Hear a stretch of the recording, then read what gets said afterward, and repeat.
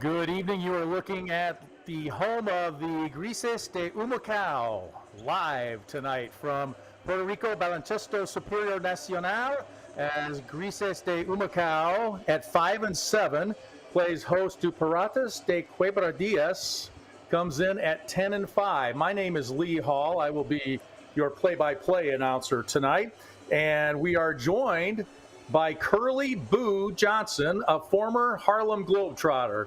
Boo, how you doing tonight? I'm doing great, man. I'm looking forward to this game.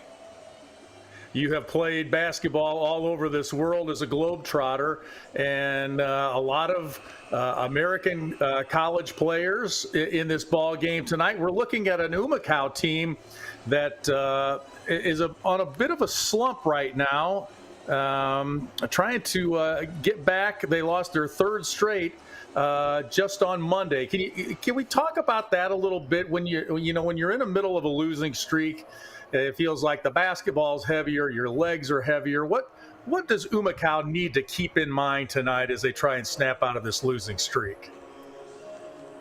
Well, from my understanding, they have only one home loss. So as a coach, you would tell the team, hey, this is our house. We're on a little bit of a downward spiral, but we got to hold court. We got to win at home. So that's the motivation for them, is that this is our house. This team that's coming in has got a good record, but this is our house. Let's get in the win column here, starting at home. You are correct about that. 4-1 at home. Their only loss at home came last Saturday to Fajardo, 78-74. That happened on Saturday.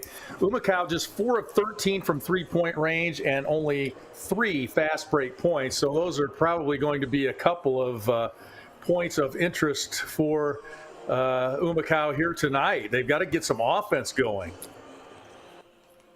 Absolutely. 4 of 13. It's not bad, but you would think that they would put up more than 13 three-point shots in a ball game.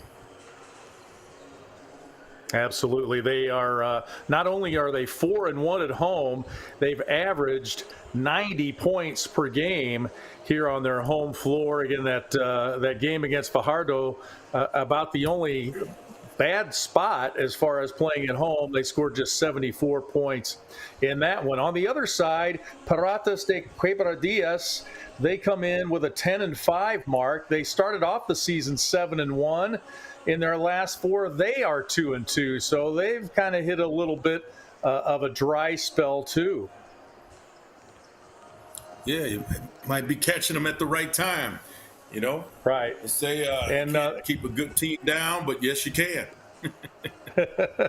Well, and they are similar as far as home and away. They are 6-1 at home, but just 4-4 away. And neither one of these teams scores a lot of points, Boo. So defense is going to be at a premium here in this game tonight. Okay, well, I guess we're in for a defensive battle. But I'm looking forward to it. Looking forward to this. Looks like good seats are still available. So we'll see what happens here very soon. All right. Humacao is scoring 83 points per game, allowing 87. On the other side, Quebradillas scoring just 80 points. They allow 83. So we don't expect to see a game in the 90s or over the 100-point mark tonight. Of course, that's why they play the games. Every time some kind of commentator somewhere says something like that, we get a game, like 120 to 115. So you never know what to expect. But based on the evidence, you would expect a game in the 80s here tonight. And, of course, Humacao really wanting to get back on that winning streak here at home. I'm sure they're pretty upset after losing that game Saturday here. Well, it's almost judgment time. Coming off a loss, that should be it should be a motivating factor for them to get back in the win column at home. They're catching this team maybe at the right time, but their mindset should be the same. That hey, we're coming in here. We've been on a little bit of a skid. Let's see if we can get a W. Quebradillas comes into this game. Thomas Robinson, consensus All-American at Kansas and number 1 pick of Sacramento, 5th pick overall, has been suspended. We're not sure of his status. Would kind of be surprised to see him here tonight. He was suspended for an altercation with an official. So he's a 16.5 point, 11.5 rebound guy, the 3rd leading rebounder in the league. So that is something to keep an eye out for Quebradillas. And for Humacao, their leader, number 12, Gabriel Bilardo, 6'2", 180-pounder, coming off just a 4-point performance in just 14 minutes against Ponce on Monday. So again, Humacao looking for some offense here tonight, which has been hard to come by, and looking for their leader to come back. And anytime your leader struggles, Boo, that doesn't bode well, obviously, for the team. It doesn't. It trickles down, because if you're the leader of the team, they feed off of you. And if you're struggling, that means that someone else has got to step up, or you guys are going to be in trouble, or they're going to be in trouble. So, with that being said, you got Quebradillas without their leading scorer. Got to take advantage of it. That's their problem, and you've got to take advantage of it. But these are professional players. We'll see who steps up. Both teams coming off a loss, as we mentioned. Humacao losing to Leon de Ponce, their 3rd straight loss. That was 99-80 on Monday. Ponce winning the fast break points in that one, 28-13. On the other side, Quebradillas lost to Bayamon, 82-74. They lost the points in the paint battle, 32-14.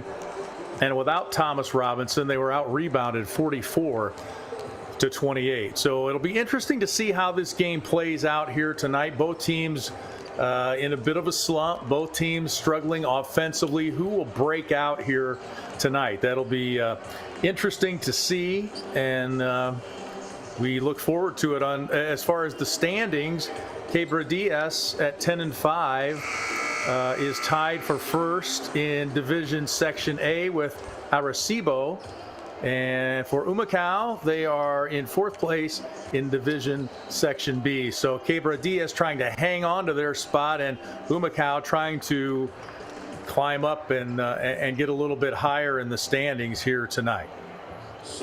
Very important game for them, without question. It's a pivotal game for them in the season, I think. Looks like we're just about ready to get underway. Coaches going over their strategies in the huddles, and we will get ready to tip things off here from Humacao tonight. It's southeast, Humacao against Quebradillas, northwest in Puerto Rico. So a road game for Quebradillas where they haven't fared all that well. We'll see how they do. There you get a look at Larry Ayuso, took over as coach on March 9th. So he came to this team kind of late in the year and got off to a wonderful start at 7-1. We mentioned they've lost 2 of their last 4. And they'll be looking to get off that schneid here tonight. Storied program in the BSN. Piratas de Quebradillas, 6-time champions, all the way back to 1970 for their first championship. They won 3 in a row between 1977 and 1979. And then more recently, championships in 2013 and 2017. And to go along with those championships, they were in the championship round 12 other times where they finished second.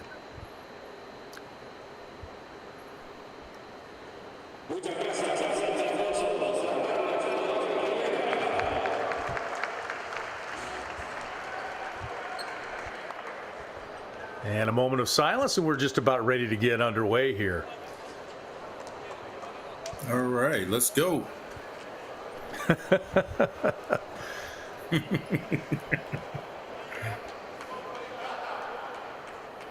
Humacao season high, even though they only average 83 points, they scored 93 in a game earlier this year against San Germán. And on the other side, Quebradillas with a 95-point game against Ponce earlier this year. So both teams can score and have scored. We will see what happens here tonight. There we get a good look at Timaj Parker Rivera, number 15. He is a 6'7", 215-pounder from Milford, Connecticut, averaging 8 points, 8 rebounds. He is just about ready to get started here tonight as Humacao takes on Piratas de Quebradillas, one of the top teams in the league. Humacao, of course, also missing one of their top scorers in Jordan Swing. I believe he's been out with an injury, missed the last 4. And we will keep an eye out for him. Not sure of his status coming into tonight's game. Boo, we want to thank you for pitching in tonight on late notice. And we're looking forward to a really good game here as we're about ready to get started. If you don't know, Curly Boo Johnson played how many years for the Harlem Globetrotters? 18. 18. Wow.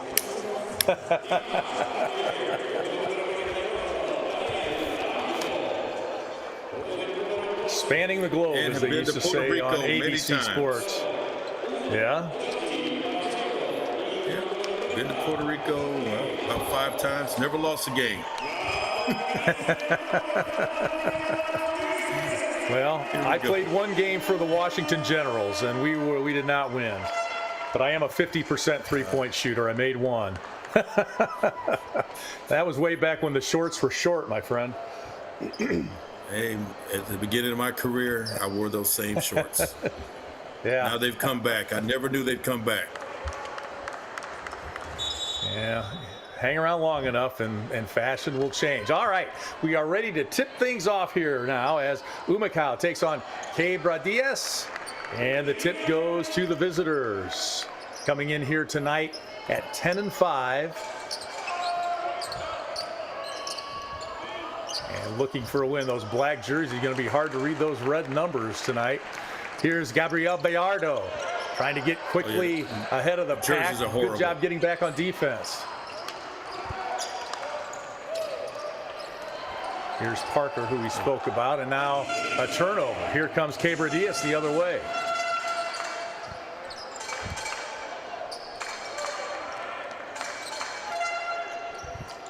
Long three is off the mark. Long rebound will go out of bounds, and it will go to Humacao.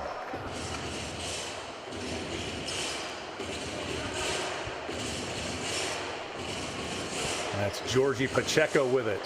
Out near midcourt. He gives it up and gets it back. Free throw line jumper for Pacheco is off the mark. We played over a minute. Neither team has scored in this one. Well, a little bit cold at the beginning, although it's warm inside. Oh, Demetrius Treadwell gives it up. Wow. And don't believe I have a number 30 on my roster. We'll endeavor to see who that is. I'm surprised you can see it. Yeah. It took a while. And now the three-point basket at the other end. Bayardo getting off the schneid a little bit. His 11th three of the season. Tres puntos.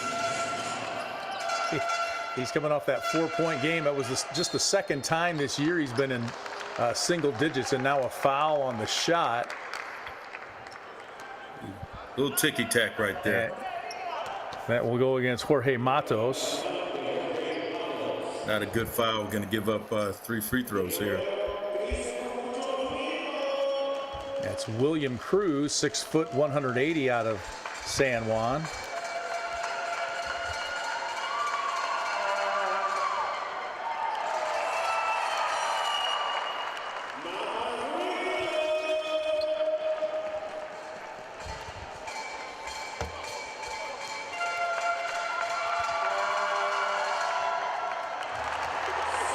Oops. And number 30 is Carlos Emery for Quebradillas. He got the bucket for the Piratas as they got on the board, and just 1 out of 3 at the free throw line for William Cruz. Almost a good foul. Yeah, we're tied at 3, early going here. Both teams trying to get their offenses going. Bayardo into the Great lane, pass. gives it up. Parker doesn't get it.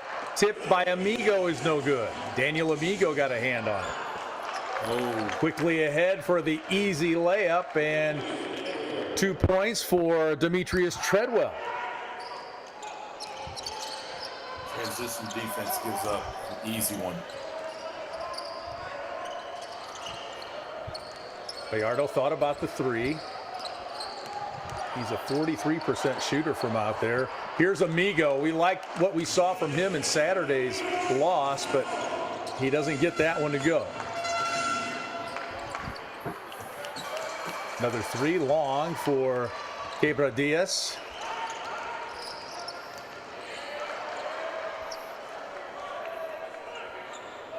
And we'll see. Oh, it's going to go to Quebradillas. They say it went off the Humacao player. Seemed like they thought it might have been off the other team because they really didn't go after it as if it went off Right. Humacao. Yeah.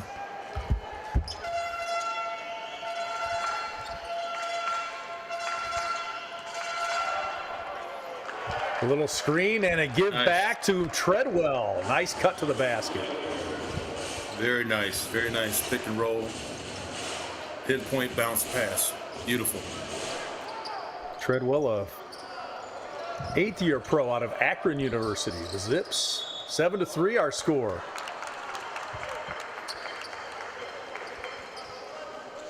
There you get a look at Gabriel Bayardo. A lot of contact. Just an out-of-bounds call that time.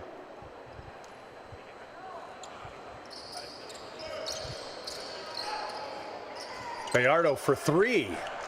Hit his first one. That's a miss. Quebradillas looking to add to that 4-point lead. Oh, nice defense inside, breaking up the pass, the takeaway. Bayardo gets it to go.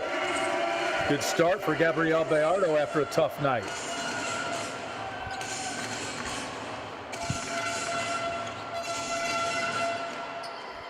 Very nice pull up. Tough fall away shot there's no good. Yeah, red numbers on black jerseys, not a good idea. Bayardo. No, terrible. Absolutely terrible.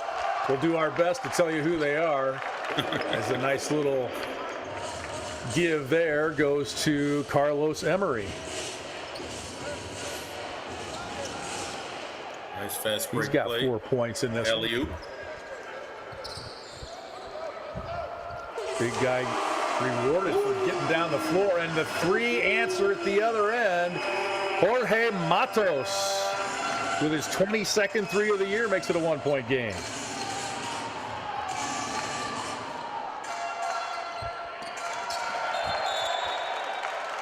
Oops. Ball lost out of bounds, and it will go to the home team here. Just about midway through the first quarter. And yeah, you're going to need that. Jamil Robinson, All right, or Chiefs Jamil take the Wilson, lead. excuse me, with the turnover.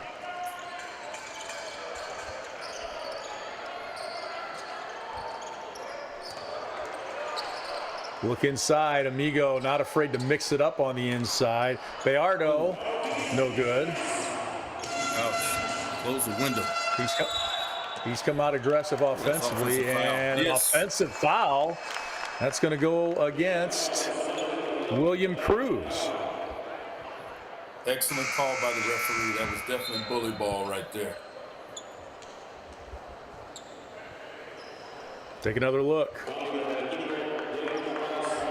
Oh, it looked like Amigo took a shot to the face too.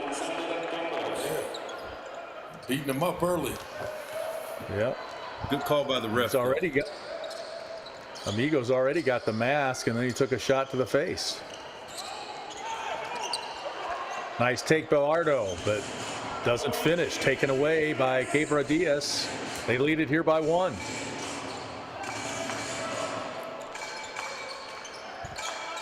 Alexander Capos, number 13, into the ball game for Gallardo, and now the bucket inside for the Piratas. Nice shot. Dribble for half an hour and got the bucket. Matos drives and loses it. Got double teamed down low and nowhere to go.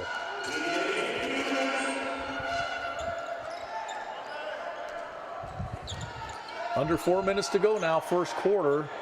Here's Cruz, and he knocks it down for 3. He's off to a good start tonight. Yes, we need a bucket here. Somebody cut to the basket. Amigo for 3. Oh, he drains it from outside. Daniel Amigo just that was Capos, who just made his debut on Monday. Excuse me. Nice shot to the corner. It made the extra pass. They needed that bucket. 3-point game now. Good steal. All right, capitalize off of this. Matos gets his feet set. Bounces no good. Tough luck. Tough luck. Front of the rim and out. He is an excellent 3-point shooter. 2 of the top 3-point shooters in the league, Gallardo and Jorge Matos for Humacao. That shot off the mark. The 6'10 rookie Capos with the rebound that time. Gallardo, a tough follow-away jumper is good. He's got 7 points. Good start Excellent for him. start for Gallardo. Yeah. Coming off a tough ball game, 4 points in just 14 minutes.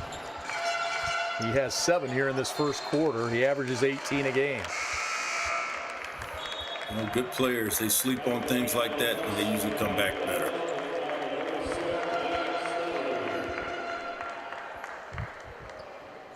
Darian Spotsville, number 0, into the ball game for Humacao now.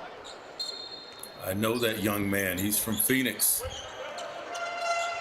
He is from Phoenix, where I live. He is. Yes. Played his college ball in Michigan. Yeah, good kid. Good to see him all grown up playing professional basketball. Good for him. Cruz with the bucket. He's got 6. Now, you've had a lot of successful players go through your camps out there here in Illinois, where you're originally from. That is very true. Here's Parker muscling inside. The follow no good.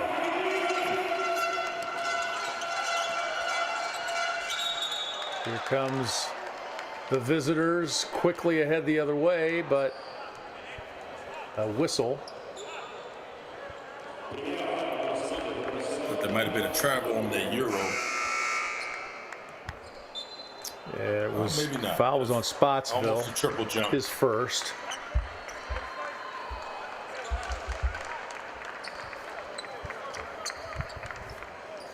Minute 23 to go here, first quarter.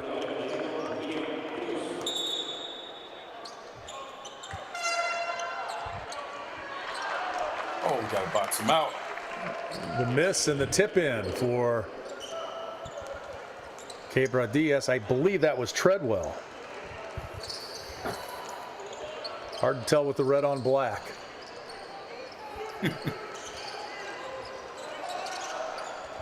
And 59-year-old eyes. The 3 ball is good.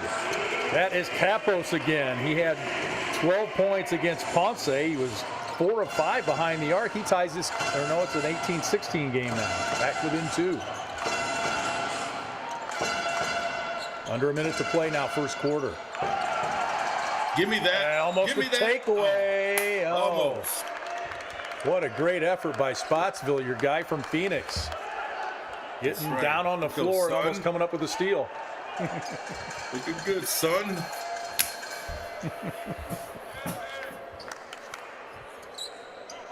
Reminiscent of a young Boo Johnson, right? There was a time that I did not dive on the floor. Once I got the contract I wanted, I stopped diving on the floor. True story. Good man. Shot at the shot clock buzzer was no good, and we've got a foul.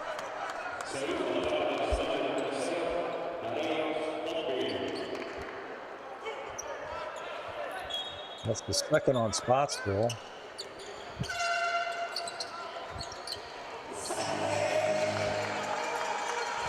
The miss and the break opportunity now.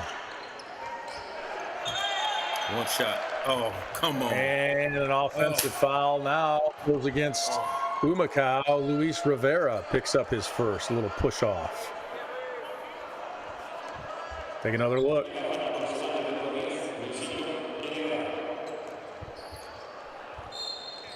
And well played by the defender as well, but it goes as a foul. Last possession for the Piratas.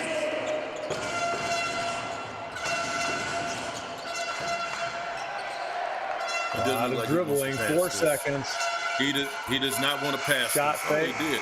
He finally did at the buzzer, and that shot is no good. Well, kind of what we expected. You push this out over 4 quarters. It's about 80 points. But a great start for Gabriel Bayardo. He had 7 points there in that first quarter, Boo, and coming off that 4-point performance on Monday, that's a real ray of sunshine for Humacao. Yeah, one thing about scores is that when they have bad games. All right, we will be back with second quarter action in just a moment. Okay. Se puede con un préstamo personal de la Cooperativa Oriental. Ponte al día con tus metas financieras con un cómodo pago mensual que tienes hasta 90 días para hacer el primer pago. Llama al 787-418-2021. Cooperativa de Ahorro y Crédito Oriental, la alternativa de todo un pueblo.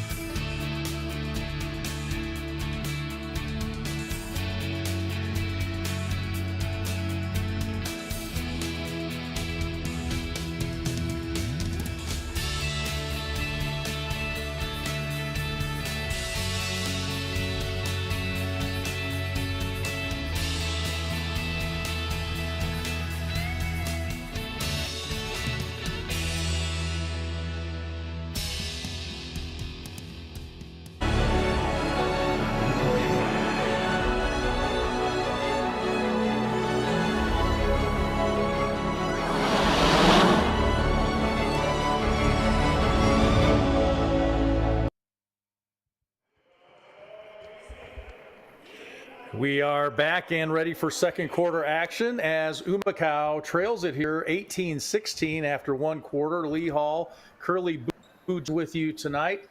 The Piratas with the rebounding edge as you take a look at the stats there. What stood out for you there in the first quarter, Boo?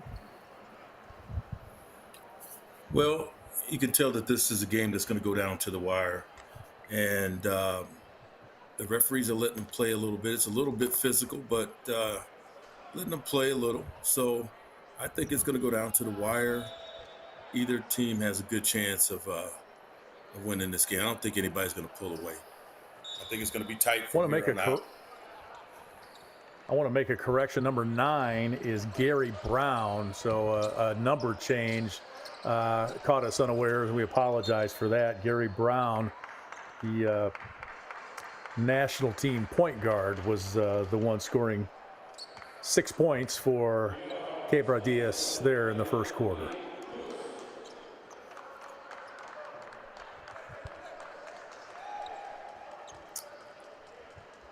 So a good first quarter for Humacao. They hit 4 3-pointers, and that's much improved over their last outing. Taken to the lane by Matos, no good. Tough luck. Matos averages 12 a game.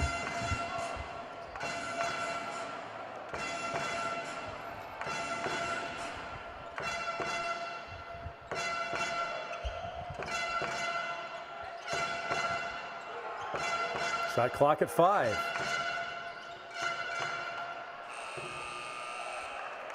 Jumper Great from defense. the corner didn't hit anything. 3-point attempt by Rivera off the mark.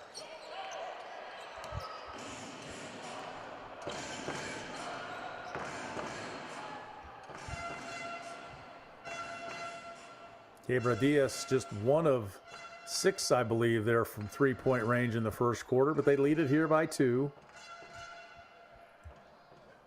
Having a lot of luck inside, and another inside bucket for the Piratas. That is Demetrius Treadwell, who's having himself a good ball game. He's got 8. Yeah, use 6'7", his muscle 200 there to back him in. 6'7", 236. Here's Daniel Amigo trying to return the favor, and a lot of contact down low. Being mugged with a mask on. Wow.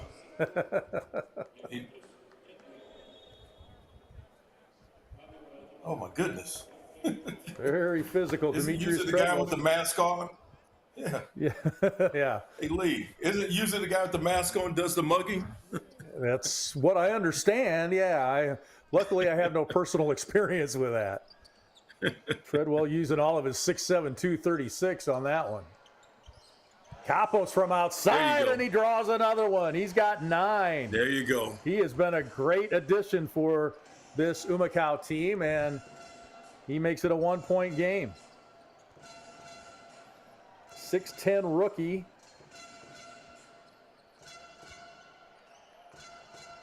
Nice looking stroke. That one in and out for Jamil Wilson. There we go. A chance to take the lead. Oh, great Amigo pass. gives it back. Matos gets it blocked. And now a foul on Humacao. A long way from the basket.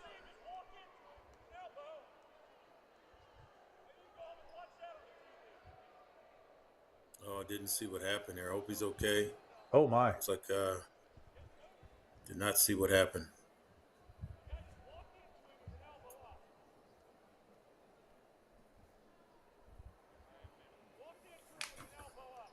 Yeah, we can't see who that is on the floor. Hopefully he's okay. Absolutely.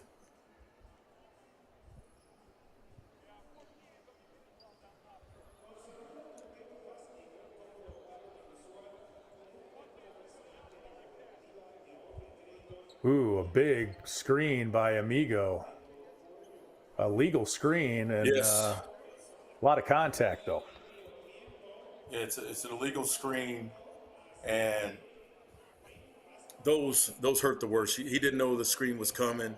That's actually the fault of his teammate. You're supposed to let him know that the screen is coming. And Somebody's got to call that out It's for a him. legal screen. Absolutely. And it hurts bad when you don't know it's coming.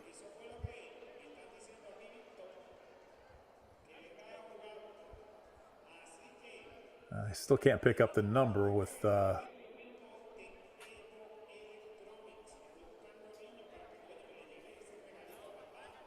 he's getting attention at center court. It's reset of the game here. It's 20-19.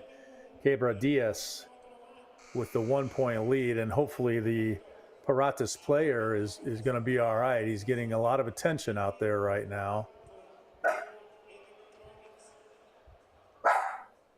And hopefully he's just shaken up a little bit and he'll be all right.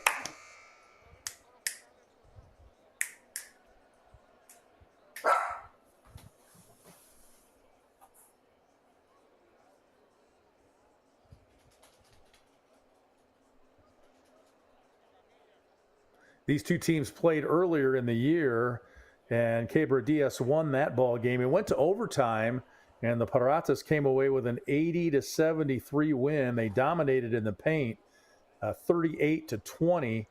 And even though they only made 3 of 17 three-point shots, they came out victorious over Humacao. We hear applause, so whoever the player is, he must be up, and looks like they're carrying him off, so unable to put any weight on his leg. So a lower body injury.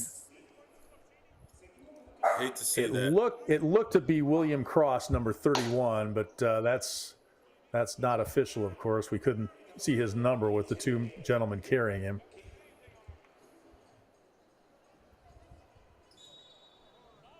We hope for a good report on him later. So We'll get back to things here. Alexander Kapos, the 6'10 rookie, has all he's done in his first game was come out and hit 4 of 5 threes, and tonight he's made 3 already for 9 points. A much-needed lift for the Humacao offense. Absolutely. Spreading the floor, open up things for everyone. 20-19 our score. Second quarter action. Humacao looking to go 5-1 at home on the year. Little screen and roll. Treadwell kicks it out to the corner. That shot's no good. Long rebound. And it will go to Humacao. Great defense.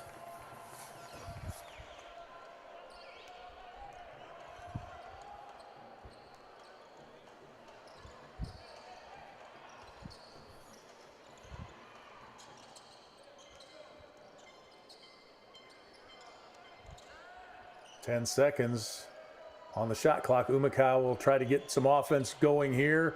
Long three is off the mark.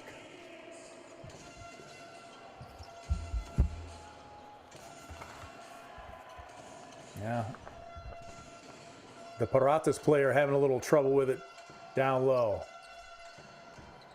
Drive, the give, the layup is no good. Rebound will stick with Quebradillas, but the shot from outside is no good. Here comes Humacao the other way. Rivera takes it into the lane and gets the bounce. Nice. Luis Rivera with the little floater. He averages 5.5 a game. And it's very nice. Humacao now with the 1-point lead.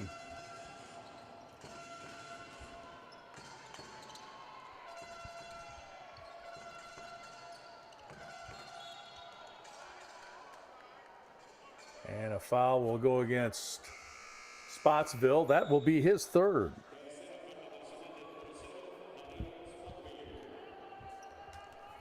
He got beat on the dribble there and unable to recover.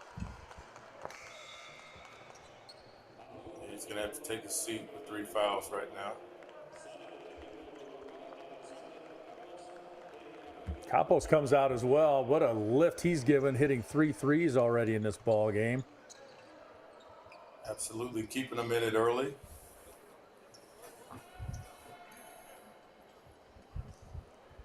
Great defense, all though. All three of his attempts.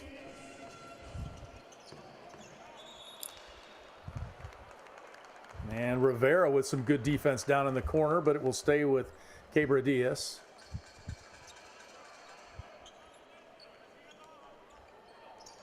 The Piratas last in the league in scoring. We mentioned in the pregame, just 80 points per game. They allow 83, so they like a rough and tumble ball game, low scoring. Give inside, good defense that time, but the whistle will go against Humacao. Melvin Millette into the ball game. That's his first foul.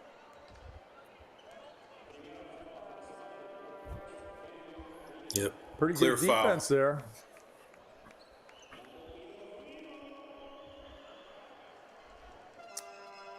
And it will be free throws for the visitors. Oh, that's looking like a good foul. 50% there.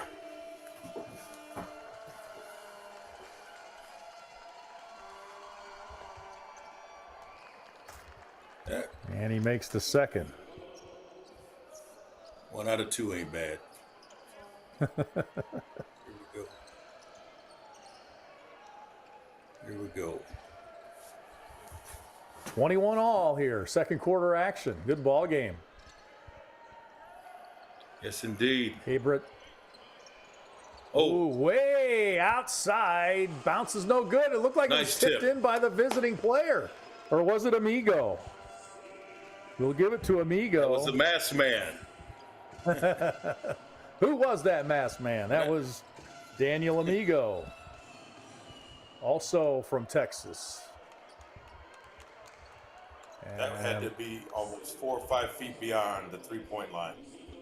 Wow.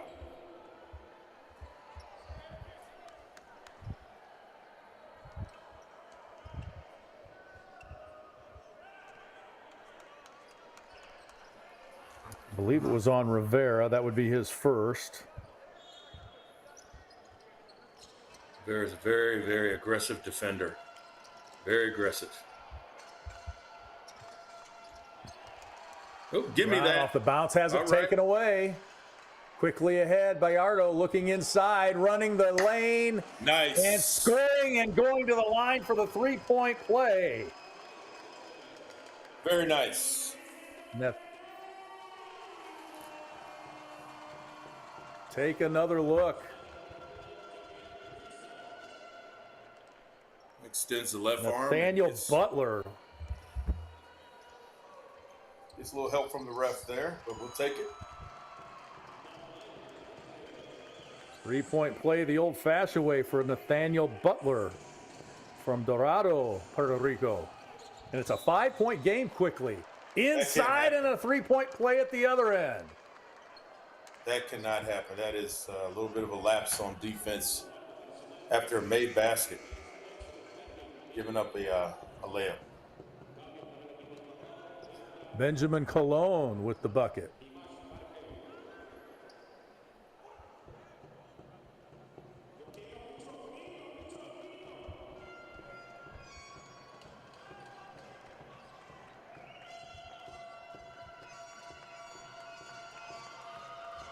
Taking his time. Colon averaging 7 points, 4 rebounds a game. He completes the three-point play.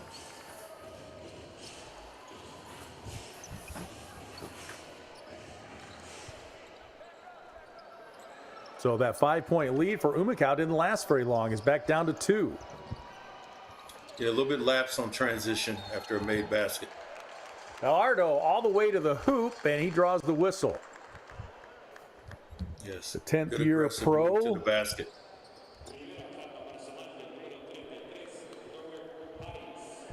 He is so important to any team he plays on. Last year he played for San Germán. He was out with a hamstring injury, and they went 0-6, I should say, with him out of the lineup. He looks back to his old self here tonight with 8 points so far in this one. Bounces that one no good. Parker the rebound.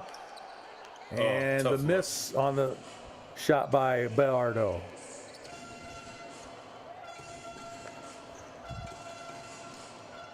Three-point game. We're almost midway. We're past the midway mark here in the second quarter. Brown with it. And that's a tough matchup for Luis Rivera. Yeah, a little bit too much with the hands. A little over aggressive there. Gary Brown, the 7th-year pro. We mentioned he's the point guard for the Puerto Rican national team. He just joined this team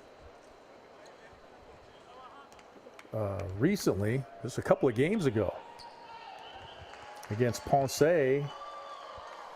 Scored 20 points, had 6 boards in his first ball game in a Quebradillas uniform.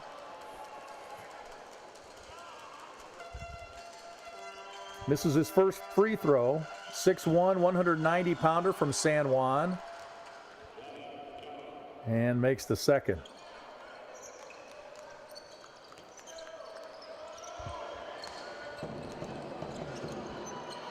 2-point game here, a half-court game for the most part here so far, but a few breaks. And wow. Butler whistled for the charge. Thought that was a little bit of a flop there, but he sold it to the ref and he bought it. Aggressive play, Cologne on the defense there for Quebradillas.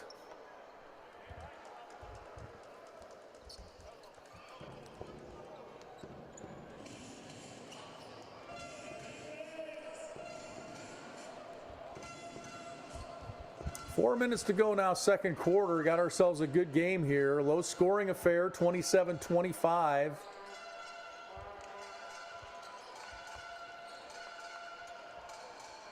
Looking to create, but Great defense. no luck that time. Great defense.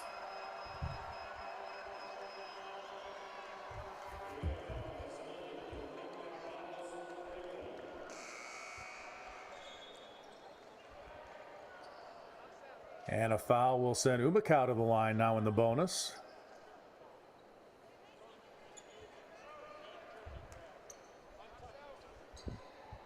Lee Hall and former Harlem Globetrotter Curly Boo Johnson with you here tonight. Glad to have you with us. Great to be here.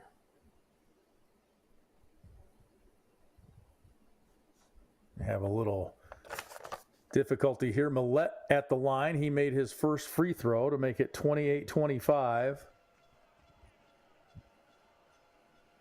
3-point lead here for Humacao in the final moments of this second quarter, looking to snap a 3-game losing streak. We'll get the picture back here for you in just a moment.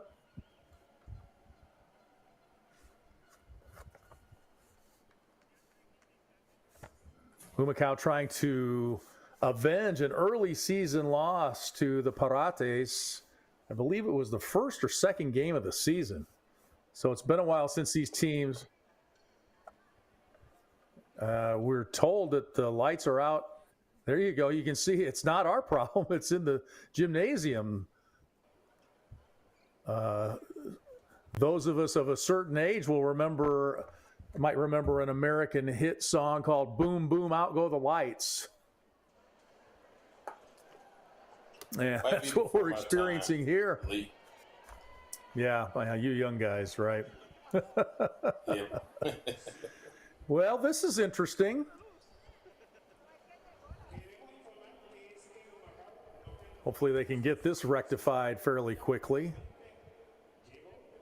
Our score is 28-25. It was Melvin Millette at the line. He hit his first free throw, and then the lights went out.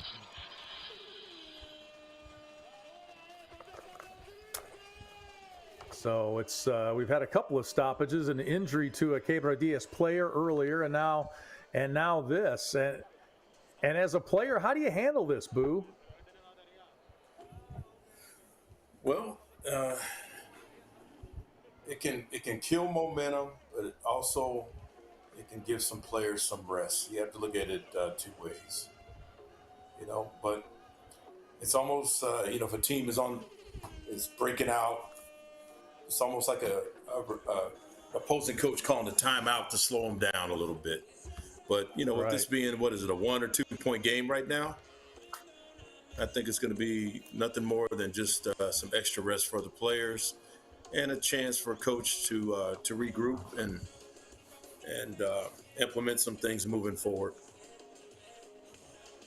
And of course, important to keep your body moving a little bit somehow, and not get got to try and stay loose a little bit here too while we wait out this delay. Absolutely. Humacao. What some players like to do, I'm sorry. Go ahead. No, go right ahead. Go right ahead. Finish your thought. I was going to say, I think you see a few players going out there to shoot around a little bit. Is that correct? From what I can see, getting a couple of shots up. In fact, the other team, they should probably go to the free throw line and work on some free throws real quick.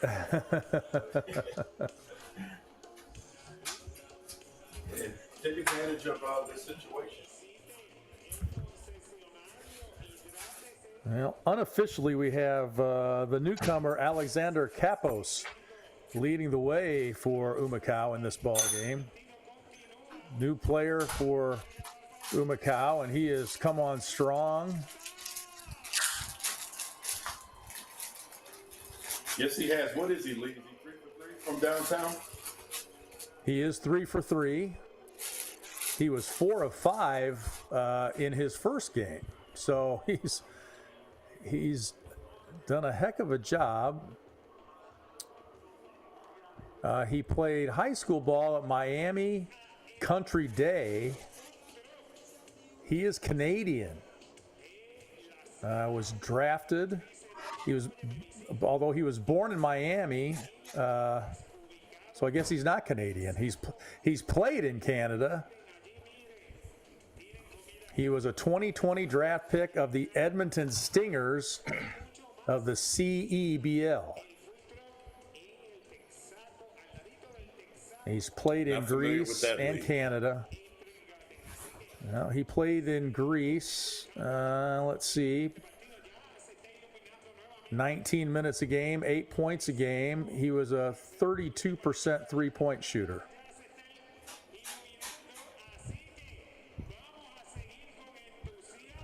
So he's just joined this team and given them quite a lift. Gabriel Bayardo, coming off that tough performance on Monday, is out there with 8 points as well for Humacao. You can see the lights are on enough for the guys to at least get out there and shoot a little bit, but I mean, I guess if you were playing on the playground, you know, in the summertime, you'd be playing in dark conditions like this, right? Absolutely. I think all ball players have stayed out when the lights went down to play ball. All right. So, all right. it's not the ideal situation, but you make the best of it. Looks like it's the lights are coming back on. It's getting much better. All right. Yeah, it takes a while. We've been in these kind of situations before, and it takes lights in arenas like this. It takes a while for them to come back. So hopefully they are on their way back, and we'll get back to action here before too long. Coming up next for these teams, Humacao will go on the road to face Mayagüez on Friday. Mayagüez 7-10 on the season. That's the first meeting of the year for those two teams. And Saturday, Quebradillas visits Fajardo, the team that handed Humacao their only home loss of the season. That was last Saturday.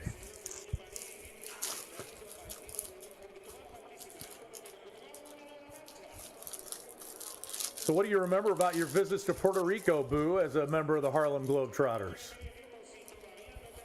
I remember we won. We won our games. Well, you guys never lost. It was beautiful. We stayed right on the beach. It was wonderful. I had a great time there. I went there as a rookie, and my hair was long then, and they thought I was Puerto Rican, which was all right with me. I had a good time in San Juan. I had a blast.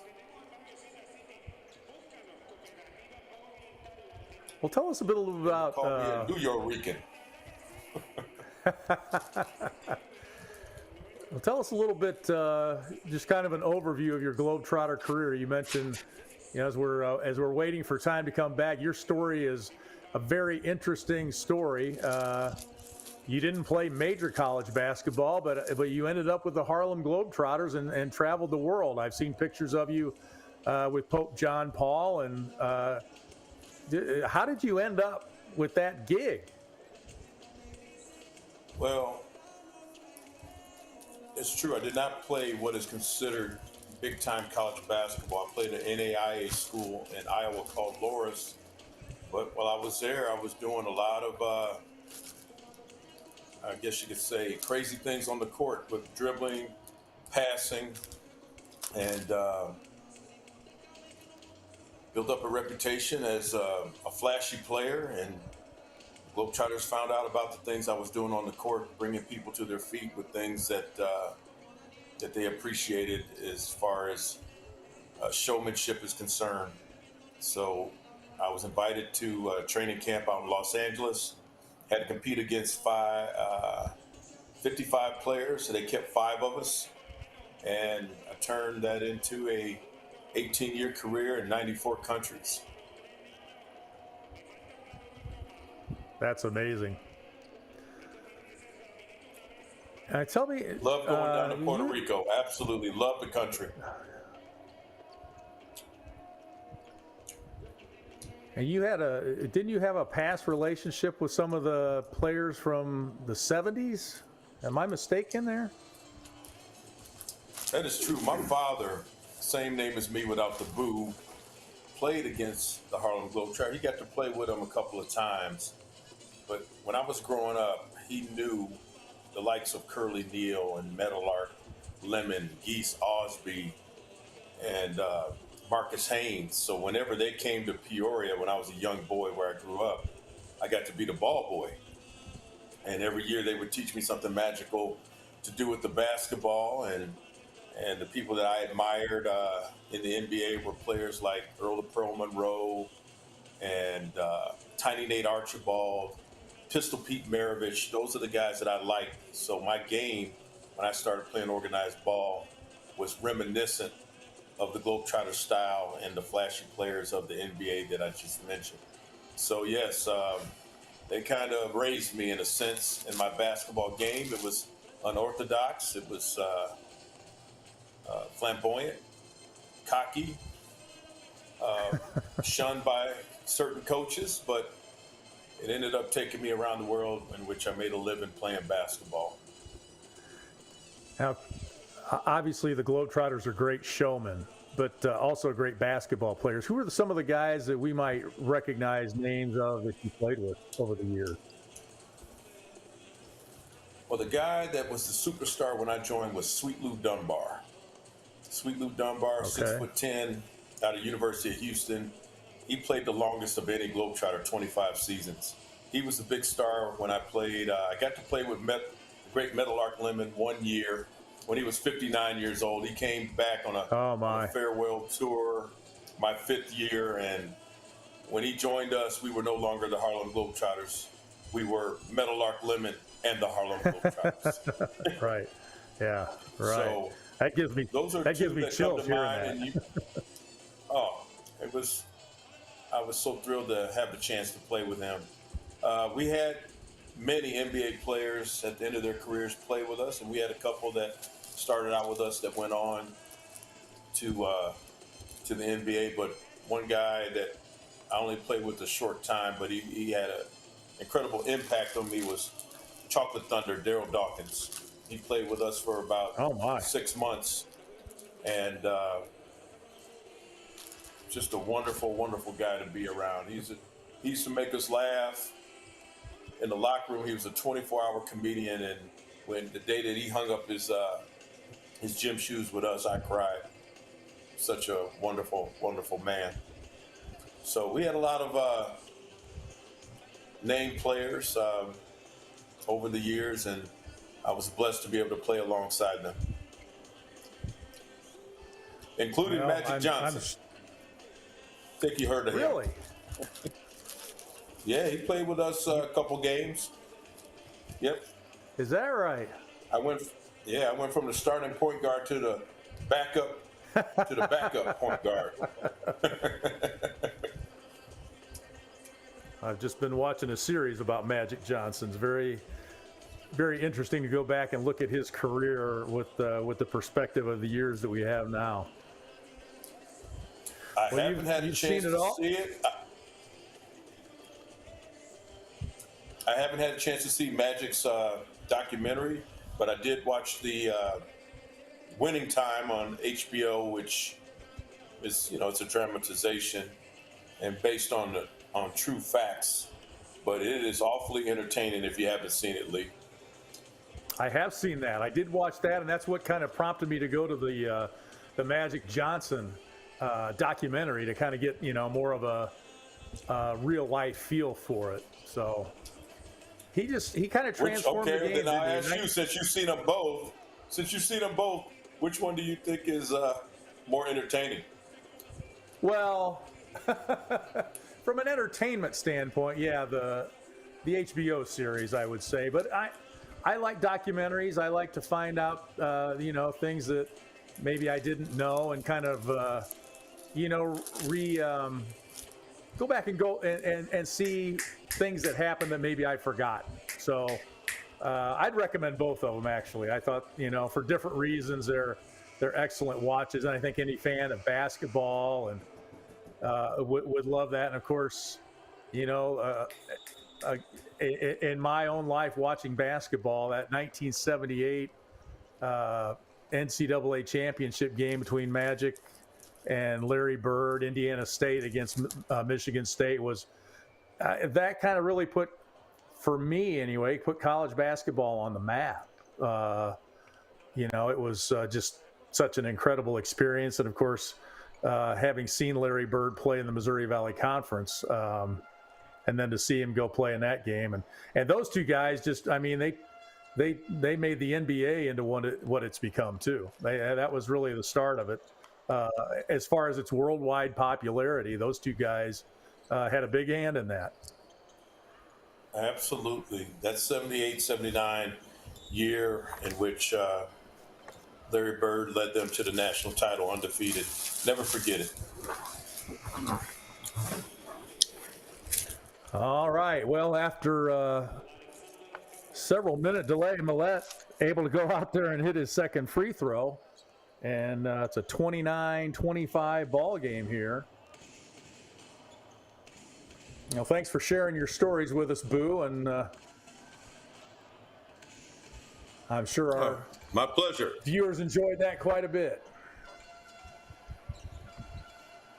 I'm sure you could talk about it all night, too. Inside to Treadwell is no good.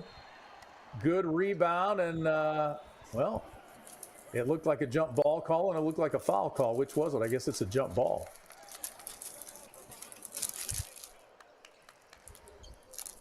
Good rebound effort there by Tamaj Parker. 3:22 to go here in the first half.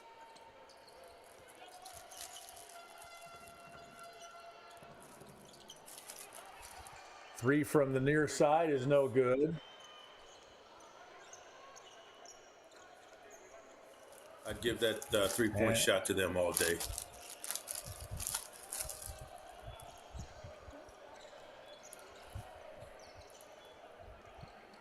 Under 3 minutes to go now here in the first half. Gallardo gets the handoff, dribbles inside, and it looks like a charge call against Gallardo. Didn't see that. That's his first foul.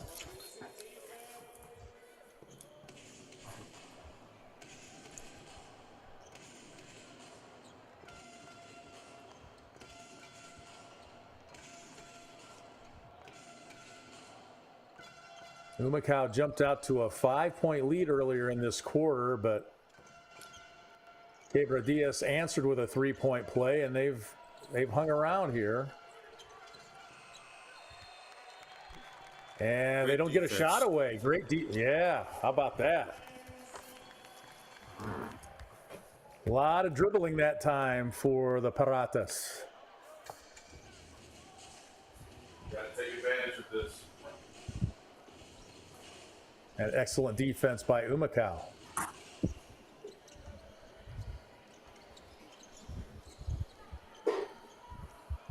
5 3-pointers so far in this ball game for Humacao. Gallardo, baseline jumper is good. He's in double figures now with 10. He averages 18 a game. Nice shot.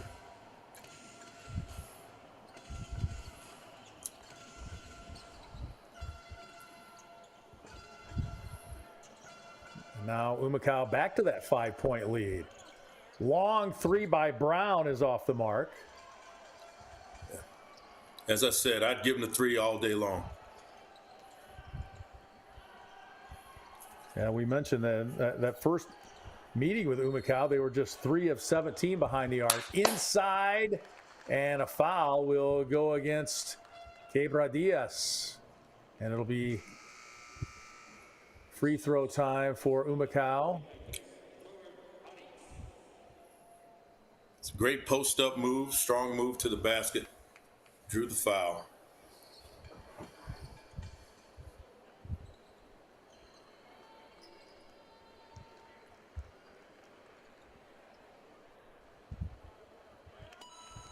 That's Tamaj Parker, 67% free thrower. That's his first point of the night. 6'7", 215 out of Milford, Connecticut. Played college ball at Towson. And he makes them both. Their biggest lead of the game. And he makes them both. Their biggest lead of the game. That is their biggest lead. All right, with a minute 31 left. And close out this quarter, close out the half on a good note. Going on a little mini 5-0 run here. We'll see if Quebradillas can answer at the other end. They didn't get a shot last possession. Treadwell strong to the hoop, and he draws the foul.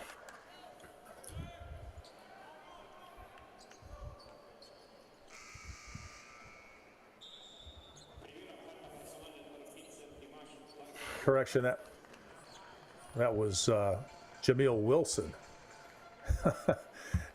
We need to outlaw dark colors on dark colors for numbers. Jameel Wilson, 6'7", 230 out of Milwaukee, misses his first one. Piratas still struggling at the free throw line.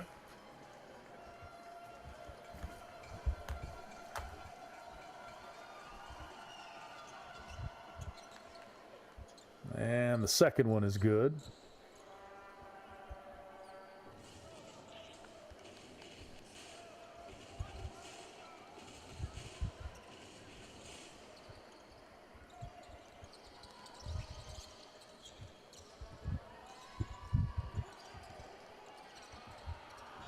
Rivera dribbles, tries to get it outside to Bayardo and can't hang on. We're under a minute to go now, first half.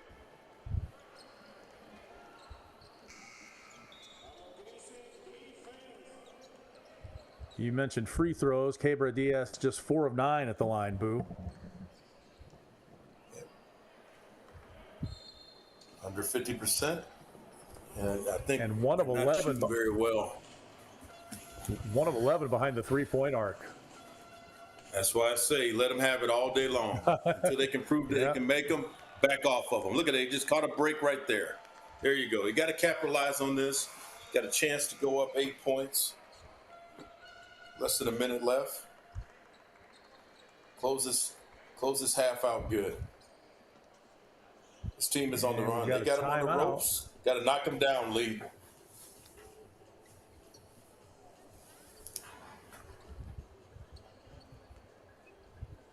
They're struggling since the lights went out. Yeah, the lights literally did go out, didn't they? Yeah, they're low-scoring ball game here so far, kind of as you would imagine. Neither team really able to get out and run in this one. Great defense, both ways.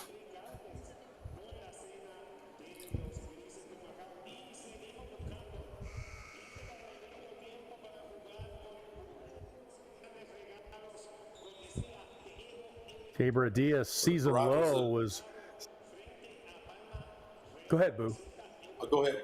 I was going to say Piratas, when they were successful early, it was getting to the basket on screen and rolls, backdoor cuts, and they've gone away from it and resorted to jacking up threes, but you can also attribute that to the great defense by Macau. So got to close out this half here. Yeah, Treadwell had a big first quarter. 6 in the first quarter. He's got 1 bucket here. There was a nice tip by Amigo. We haven't heard a lot from him tonight. And Bayardo with 10 points in this one, coming off that low-scoring game on Monday night.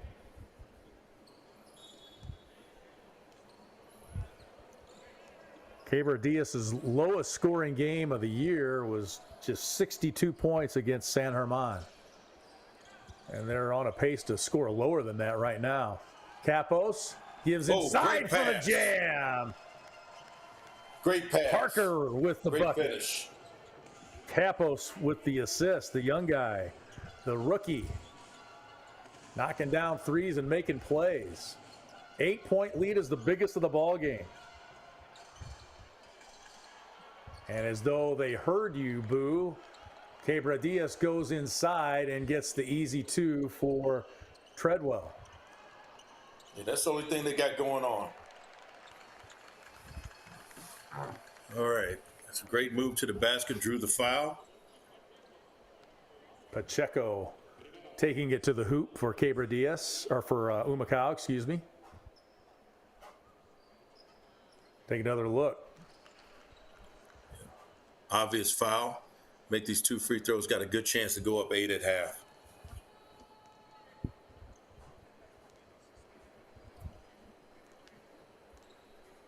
Georgie Pacheco, 71% free thrower on the season.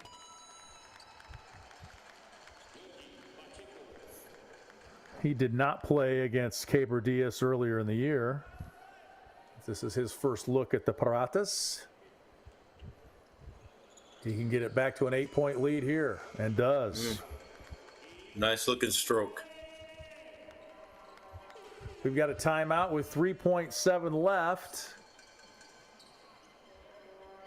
And it's Humacao leading here at home by 8. It's kind of a back and forth affair, but Humacao has come on strong here in the last few minutes, going on a 9-3 run.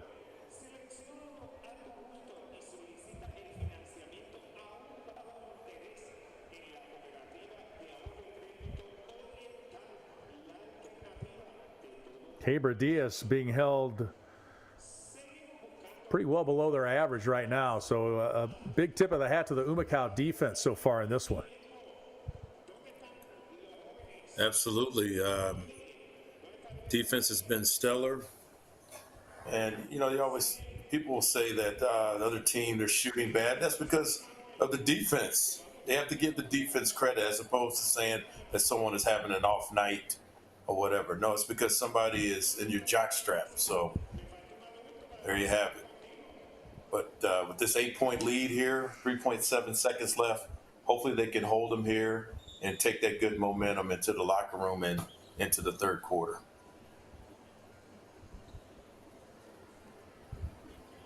Quebradillas shooting 35% overall. That 1 of 11 from 3-point range hurting them. That was a sweet play there by Parker. Great pass. He's third in the league in offensive rebounds, so he can do some damage. All right, just a little over 3 seconds to go here. We'll see if Quebradillas can get a shot away. And Great defense. Great defense. Grises de Humacao taking an 8-point lead to the locker room here. After a stellar second quarter, they trailed by 2 after 1 quarter, and they make it a 10-point turnaround as they lead it here by 8, 36-28 after 1 half, and doing a number on Quebradillas. They are 1 of 11 behind the 3-point line and unable to get any offense going here. 36-28 our score at halftime. We will be back to chat about the first half in just a moment. Puede con un préstamo personal de la Cooperativa Oriental. Ponte al día con tus metas financieras con un cómodo pago mensual que tienes hasta 90 días para hacer el primer pago. Llama al 787-418-2021. Cooperativa de Ahorro y Crédito Oriental. La alternativa.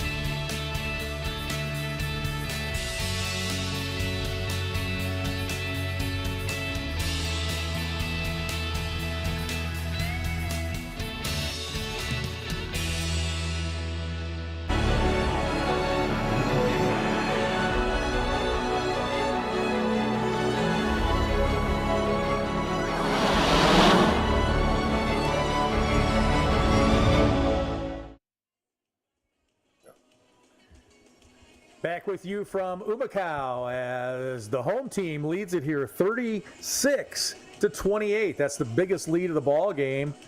And I'm Lee Hall, and we are with Curly Boo Johnson, former Harlem Globetrotter, joining us here tonight. We are glad to have you with us for our English-speaking broadcast from Puerto Rico.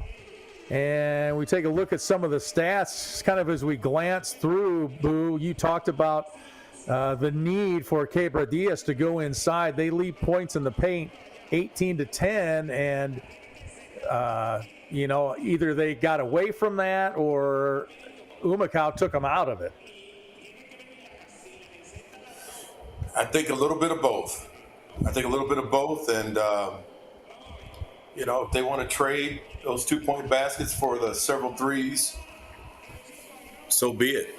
That's why you see the 8-point lead. and Pappas, I believe his name, Pappas, 3 for 3 from three-point land, and he led the way. He led the way, in my opinion, to this lead that they have. He's been the key, spreading the floor, hitting trays. Well, and the bench is a key in this one. 15 points off the bench for Humacao compared to just 4 for Quebradillas. The Piratas, as we take a look at some of the stats, rebounds even. 10 assists for Humacao. And a couple of blocks for the Piratas. As we take a look at the shooting, there's your difference. Quebradillas just 1 of 11 behind the 3-point line. And not very good at the free throw line either, just 5 of 10. Take a look at some first half highlights. What does that tell you? Yeah, Demetrius Treadwell off to a good start inside for Quebradillas, but they got away from him in the second quarter. There you see the little floater from Luis Rivera. That was that long 3 miss, but the tap, I kind of got lost there. It was Amigo with the clean tap. I thought it was a Quebradillas player, but you look at the replay, and it was most definitely Daniel Amigo with his tap-in bucket there. And the free throw battle going to Humacao there in the first half. They were 7 of 9 at the line, just 5 of 10 for Quebradillas. So if you're Quebradillas in the locker room, what are you telling your guys, Boo? We can't. And you kind of alluded to it already. Yeah, we got to knock down some shots. In fact, you try to get them out there early to get some shots up, to try to get some rhythm, because 5 for 10 from the free throw line is terrible. And 1 for 11 or 1 for 13 from 3-point land? 1 for 11. And it's not working. So in today's game, you got to be able to knock down some 3-point baskets, and also you've got to take advantage at the free throw line. 5 for 10 at this level is not very good at all. And that defensive intensity tonight for Humacao, can you address that? That's, coaches always say defense never takes a night off if you play it well. I mean, your shots won't go every night. But sure enough, that defense has been pretty stellar here, holding Quebradillas to just 28 first half points. Yeah, they turned up the defensive pressure. It's working. They're forcing their opponent to jack up threes, and obviously that's something that they're not comfortable with, and it's working. Great defensive pressure and great on-ball pressure. They're helping each other, and they're basically trying to play bully ball, and they've had a couple backdoor cuts and whatever, but it's a great half and a great second quarter. Going into the second half with some momentum here. Let's see how they come out. They got a chance to put this team down in double digits. this second half for Humacao, and looking at the score sheet, outscoring Quebradillas 20-10. I mean, you're holding a professional basketball team to 10 points in a quarter. You are doing something right. Absolutely. Absolutely. Great defense. Great team defense, I should say. Uh-oh, I think we lost our feed again. Yeah. Another brownout. Now hopefully they can get that squared away again.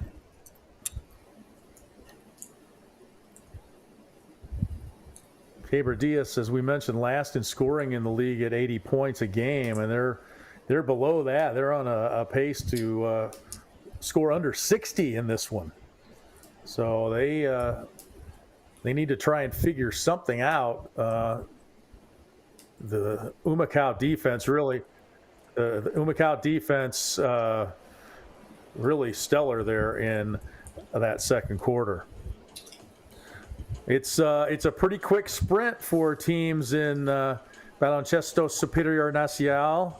33 games in just 3 months. They're playing 3 to 4 games a week, and you know, some guys are hurt. A couple of the Quebradillas top scorers aren't playing in this one. Philip Wheeler and Thomas Robinson both averaging about 16 points a game, and that's it kind of happens a lot in this league, it would seem to me, after just a brief exposure to it, Boo. It's the old adage of next man up, because you know it's a pro league and guys are coming and going, and guys are getting hurt. There's a guy suspended for Quebradillas, so you've got to figure something out. You got to figure it out in a hurry. Absolutely. They're professional ball players, and you can never predict what's going to happen, but you just have to roll with the punches in situations like that. And when someone goes down for whatever reason, it could be an injury, it could be something personal with, I believe the player had an altercation with an official. Someone else has to step up. You're professional ball players. When your number's called, you got to be ready.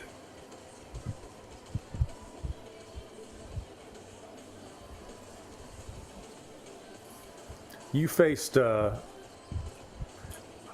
similar thing playing for the Globetrotters, I'm sure. A lot of games in a short amount of time. It's a grind, isn't it? It's a grind, and you got to take care of your body. You got to get your rest. You got to eat right, and you can't take any nights off. There's someone always waiting. There's someone always waiting. So, once you become a professional, you got to be a professional if you want to stay a professional. It's as simple as that. So, and longevity has its place. We're all in this because we love the game, but you're professional and you're making money. So, and longevity has its place. So you got to keep your body in shape and stay away from the evils of society that can destroy your career. So, and plus, if you are a starter, you got to stay a starter. There's guys waiting to take your position. They're professional players. Yeah, and the impressive thing about this league, we did Saturday's game, and Fajardo had 2 number 1 NBA draft picks, 2 first-round draft picks on their roster, of playing excellent basketball. For whatever reason, guys that have not made it in the NBA, and they're playing here, and you got guys from, a lot of talented players from Puerto Rico and from all over the world. Again, Alexander Kapos, the young guy we saw tonight, played his college ball in Canada. So guys are coming from all over the world to play in this league, and the competition is pretty impressive. Absolutely. There are so many great basketball players in this world. I think, what do you have, 300 plus players in the NBA, but there's millions of great basketball players. And basketball is global. You can thank the Harlem Globetrotters for that, and also the Dream Team, really making the Dream Team of 1992 making basketball popular around the world. And that brings to mind another point, Boo. Guys that don't make it in the NBA, and we've seen it a lot in college teams that we've covered over the years, they get jobs overseas, whether it be Puerto Rico or France. I mean, pick a country, right? There's professional basketball all over the world, and guys can make in some cases they can make quite a living, and reap a lot of financial rewards overseas. Absolutely.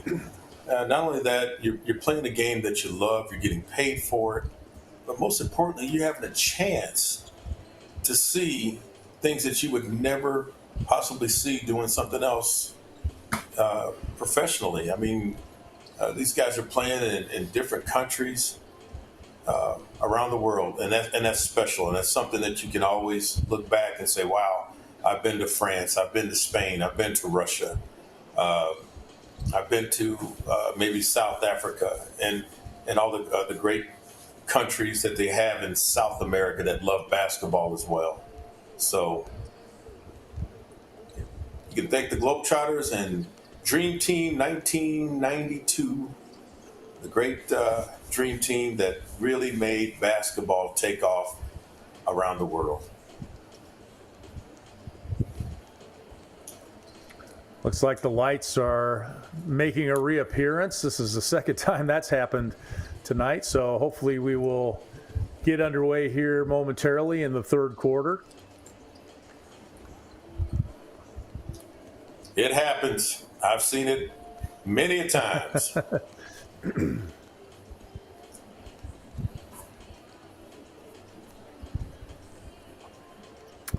Yeah, I'm sure you have. Probably a lot more than that as you go around the world and play under different conditions and different kinds of arenas and different cultures.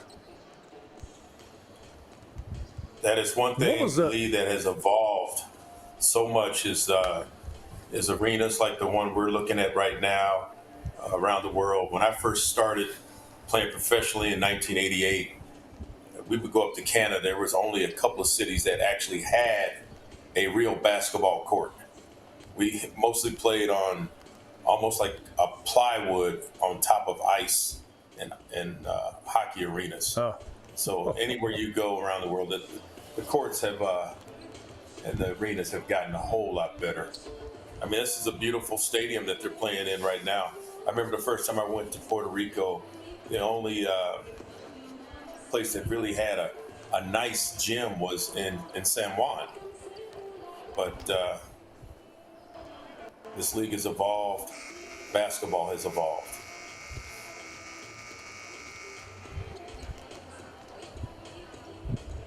It's a very, very proud league. I was looking at some of the history. It goes back into I believe, back as far as the 1930s. Well, I had a teammate with the Globetrotters named Orlando Antigua who played in this league, and he would come back and play in this league during the off season. Orlando Antigua, who is now the assistant coach back in Kentucky. He was at the University of Illinois the past 5-6 years, but Orlando played in this league for several years.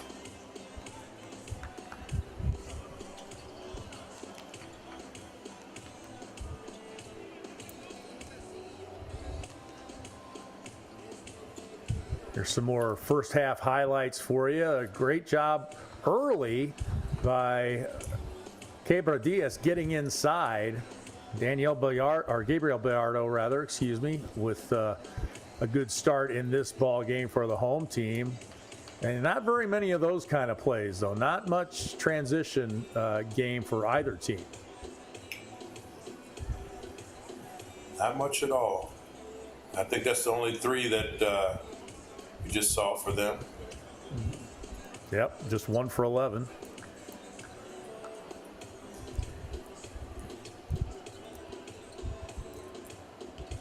That was Alexander Kapos, who knocked in 3 threes in the first half. There's another one for the young man. Daniel Amigo went to the offensive glass there.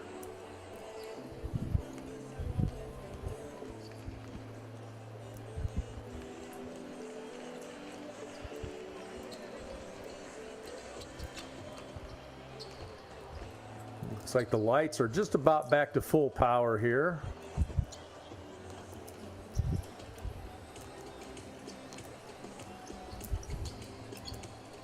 A few more warm-ups and we'll get underway. It looks like Quebradillas players are already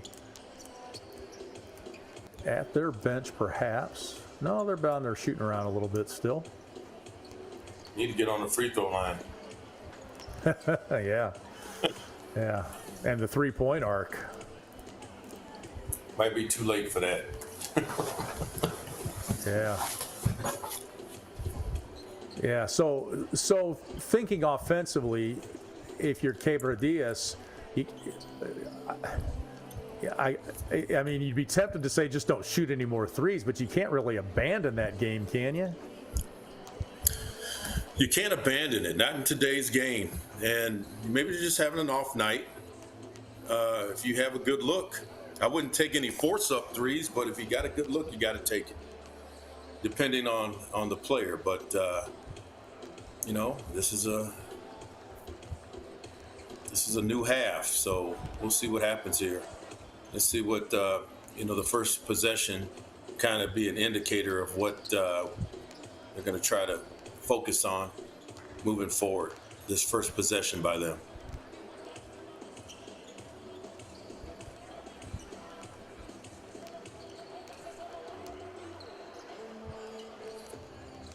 You take a look at Humacao just has 3-point. I'm sorry, Lee, go ahead. I was just going to say, looking at three-point shooting for the year, the Piratas are 10th in the league, 31%. So, and Humacao 37% as a team. So it's not really a strength for Piratas, but like you said, you got to have. Oh no, lost the lights again. Oh boy. Well, how many Globetrotter stories do you have, Boo? Too many. Yeah. So what was, I'm just interested in how you guys put things together for the Globetrotters. I mean, you know, you're scoring points and doing things like that, but you're doing a lot of tricks, you're doing a lot of entertaining. What's the game plan? I mean, I'm sure you practice a lot too. How is that scripted and put together? Can you pull the curtain back a little bit for us and tell us? Yes, I sure can. I'm going to give you some classified things.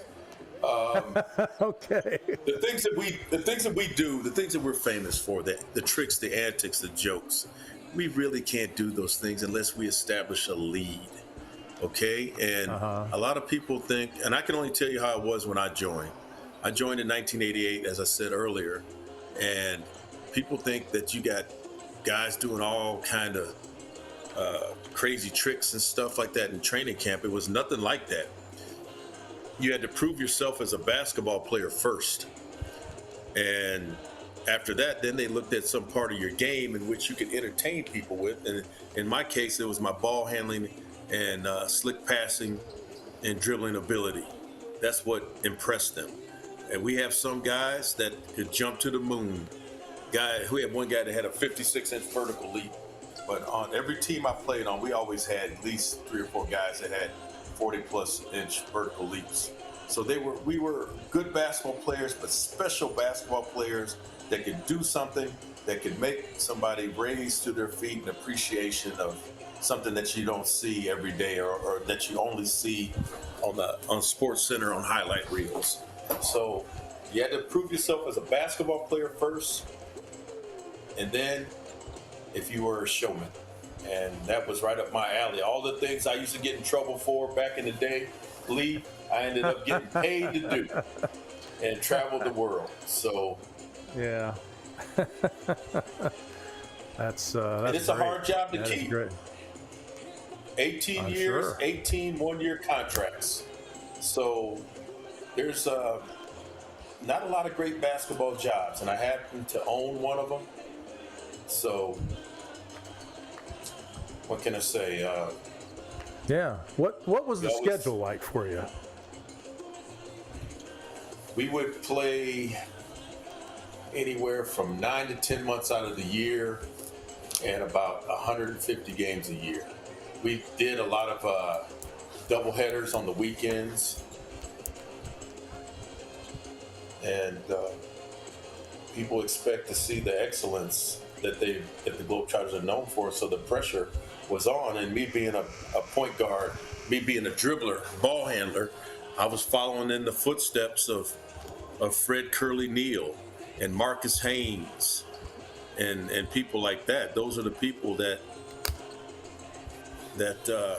were before me, and I had to be on my A game every single night. And if you're not on your A game, then someone will come along and take your job. And I was able to hang on to it for 18 years and got a chance to see the world. And like I said, I had a chance to come down to Puerto Rico 4 or 5 times. The first game I played in Puerto Rico, I crapped my diaper. I did not play well. I was in the casino all night. In our hotel, there was a casino, and I was down there having fun. Never had shot craps before. They were giving me sandwiches, giving me drinks, and I was just losing money and having a good time. And my coach came down. I was down there about 4 o'clock in the morning, and he caught me. And he said, "Son, you need to get some rest." I said, "Coach, I done lost about $150. He said, "Son, I understand that it's hard to go to bed when you know they got your money downstairs." But nevertheless, I played that game and did my dribble routine and kicked it right out of bounds. I couldn't make a layup. I learned a valuable lesson. That you got to get your rest. Yeah. So a lot of it's like these players that we're watching tonight are dealing with, the temptations, the having to prove yourself night in, night out, year after year. Absolutely. Same kind of story. It's called being a professional. And you live, you learn. I learned a valuable lesson in Puerto Rico that if you don't hang out with the Eagles at night, you better be able to get up with the Roosters in the morning. So that's part of being a professional. And these guys here, it depends. Do you want to have a long career? Do you want to make more money? Then you got to handle your business and not let anything get in the way of that. You cannot. You got to make it your number one priority.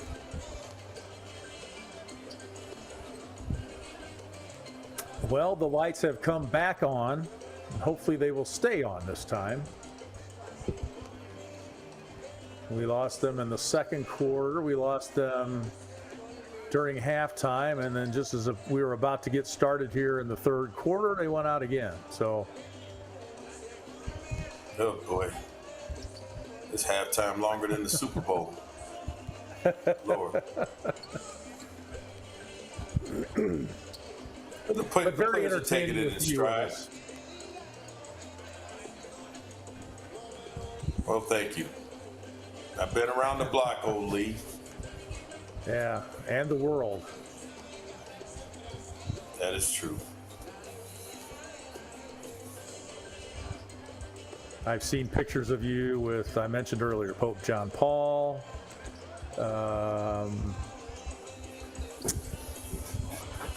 Oh, geez, who else? I'm drawing a blank now on some of the famous people I've seen you with. Pamela Anderson. Desmond Tutu. Desmond. Well, that's infamous, baby. Were you with Desmond Tutu, Bishop Desmond Tutu? No, Mandela. Oh, right. Nelson Mandela. Okay. I didn't meet Bishop Tutu. Did not meet him. All right, we'll drop some more names. We want to. I mean, we'll let We'll let you do a little name dropping. You've earned it. Oh my gosh. Oh no. Oh no. Now you wonder if they're going to be able to even finish the game at this point. I mean, that's... I'm getting ready to order a pizza. That's the fourth. Oh, yeah, well, hopefully it's not affecting the concession stand for the fans.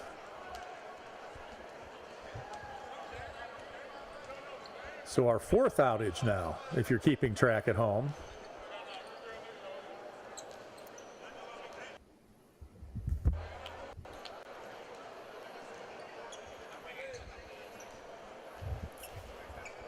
And we will stay with you here during blackout number 4.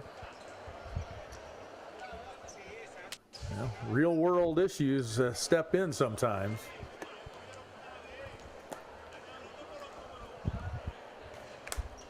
Back in the old days, it was broken backboards. Saw a lot of them.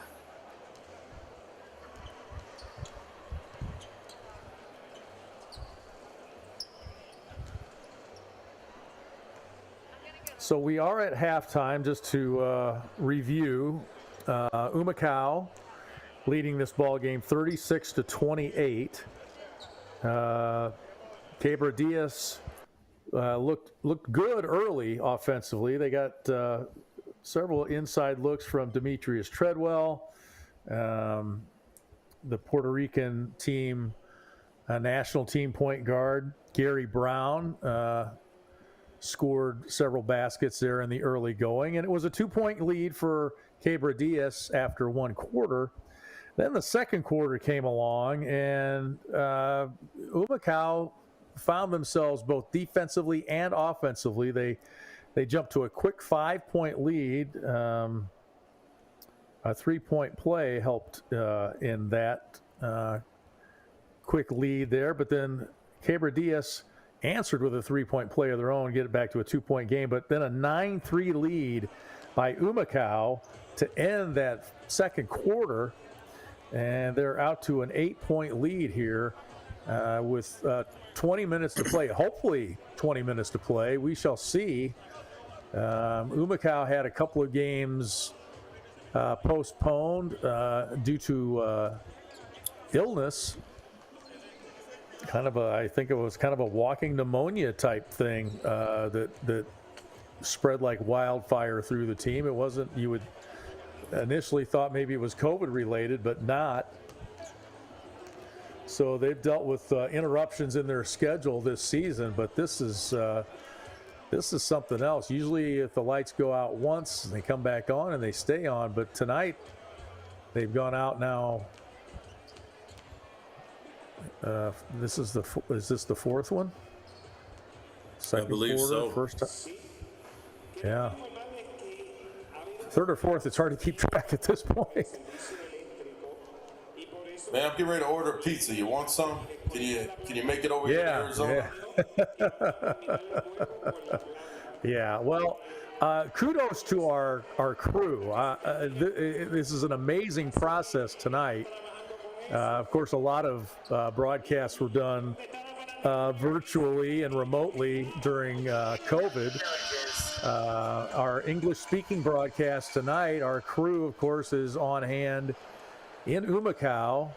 I'm Lee Hall. I am in my home, in my living room in Morton, Illinois, which is just outside Peoria, Illinois, which is the home of Caterpillar Tractor Company. That's kind of what this area is known for. And Curly Boo Johnson, the former Globetrotter, is a Peoria native also, but he makes his residence in Phoenix, Arizona, and somehow we have gotten it all tied together. The crew there doing a magnificent job. This is the second game I've been honored to do, and it's I mean, it is a testament to the crew there on hand in Humacao, and they did the game that I did Saturday. So a tip of the hat to the crew there. making this happen, and thanks, of course, for allowing us to be a part of it. We just hope for everyone's sake, for our crew, for our viewers, that the lights stay on and we're able to get this game played. And I've talked a lot more than I planned to talk tonight. Oh, damn. Yeah, I don't know. This is... Oh, boy. I can't imagine that they would continue to do this much longer before they would... I don't know what they would do. Well, now it looks okay from that angle, from the high camera. It's not, I don't think it's fully lit, but it's much better than that view from down low.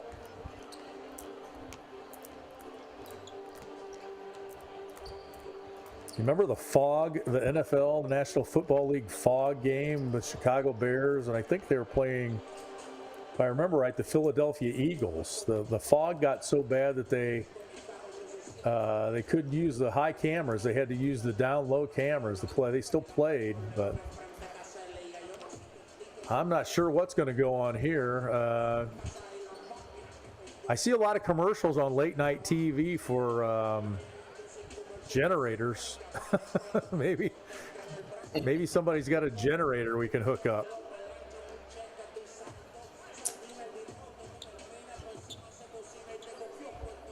Or if we were outside, we could have everybody.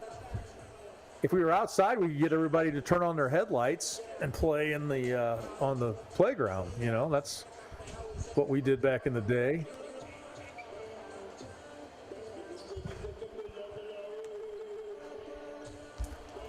Now, I'm sure nobody feels worse about all this than the folks that run this arena, because you know this is their pride and joy, and they don't want something like this to happen and affect a ball game.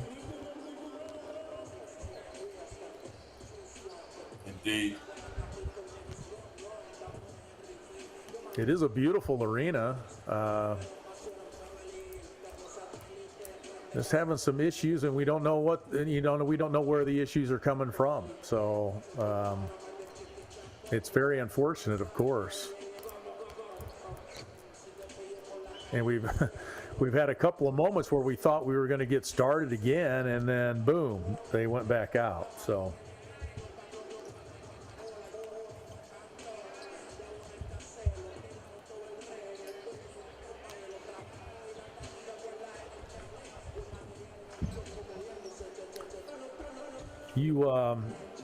you run a lot of camps, Boo.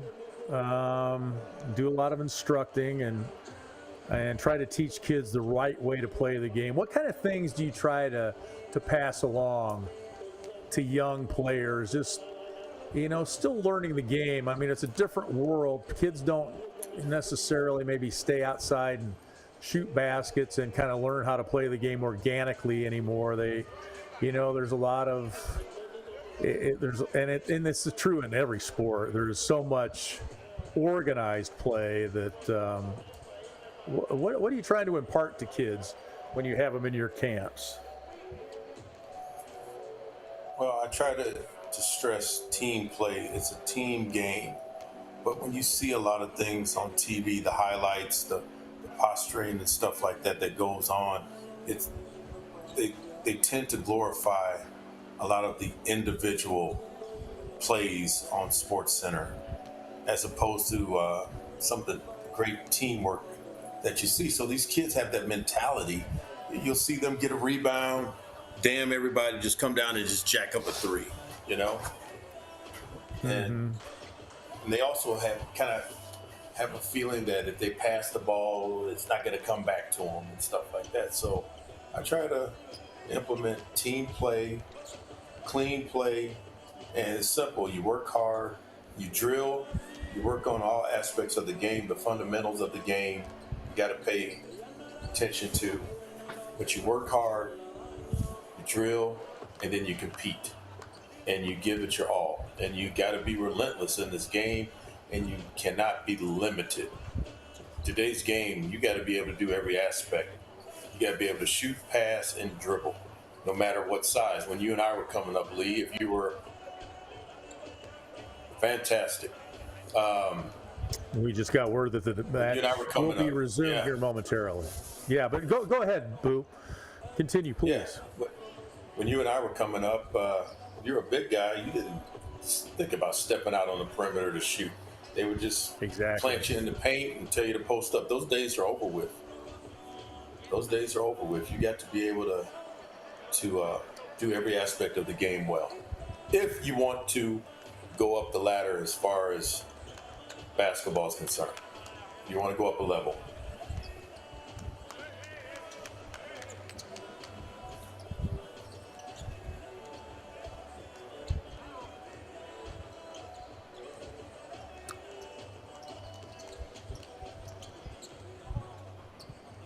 Well, the Grises de Humacao are continuing to warm up. There you see one of the Quebradillas players stretching, so hopefully we will resume here momentarily. We got word from the truck that the game will start back up. I'm thinking if the lights are on, we better get going, right? Before they go out again. Mm-hmm. Hopefully they won't. Hurry up. Hopefully they won't. We mentioned up next for Humacao, they travel to Mayaguez on Friday. Mayaguez is 7-10 on the year, and that is the next outing for Humacao. And then they play again Sunday, and we will have that game for you right here. We look forward to having you with us again.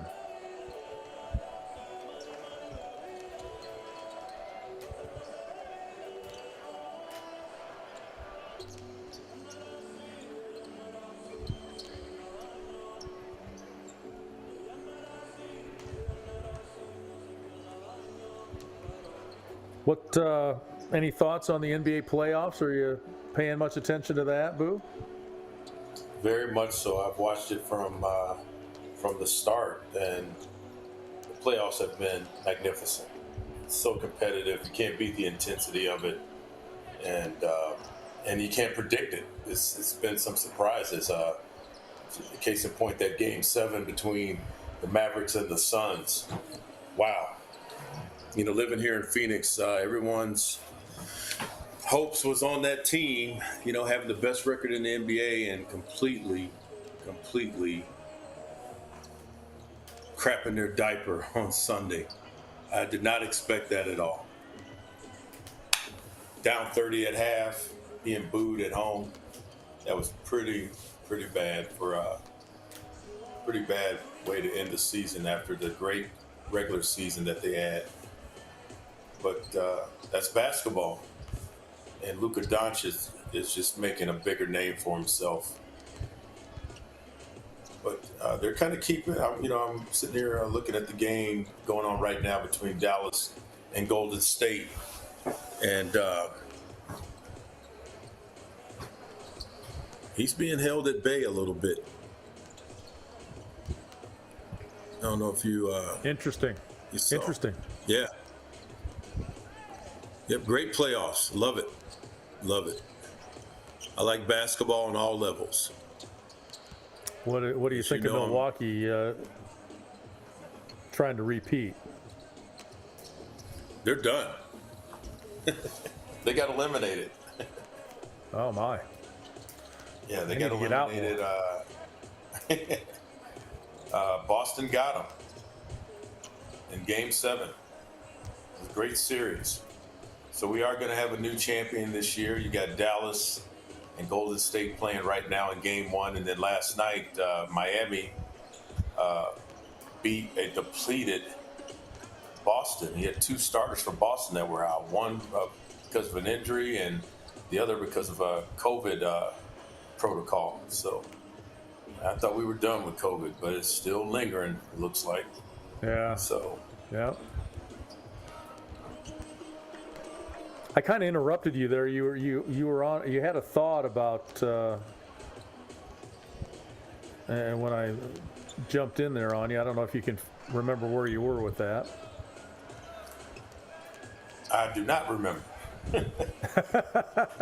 Well, that's what happens when you get a couple old guys together, right? Shoot, yeah. My short-term memory is not very good anymore.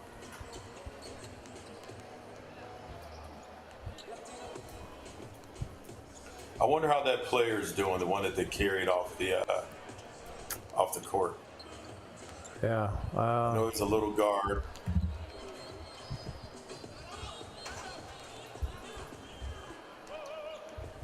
Yeah, I'm not Okay, sure that if looks we bright have. enough for me.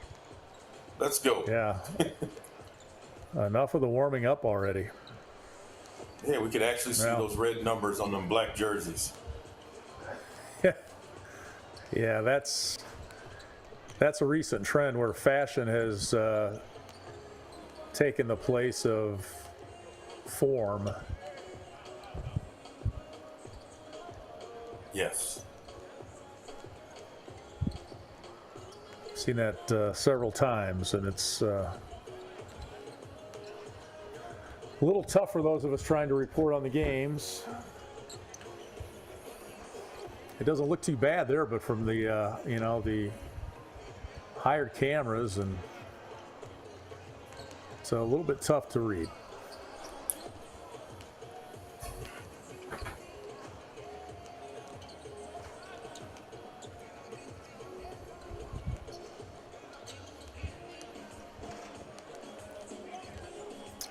We have ourselves a 36-28 game at halftime. And a long delay here. We would be pretty close to the end of the game had things gone as scheduled, but we had a delay in the second quarter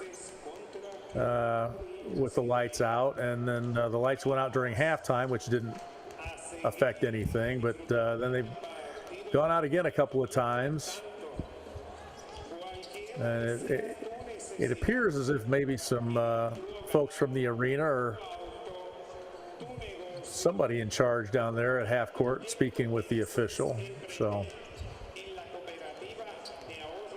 a little animated. Hopefully he's got good news for us.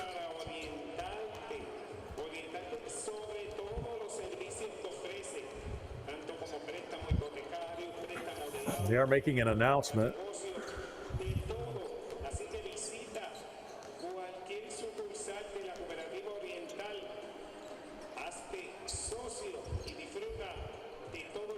They must be expecting to play, and they wouldn't have guys stretching out and keep shooting. So that gives us hope. You didn't have any other plans tonight, did you, Boo? Yeah, I wanted to eat at some point.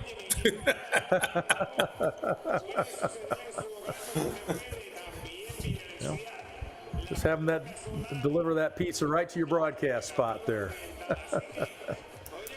You know what? I am going to do that right now.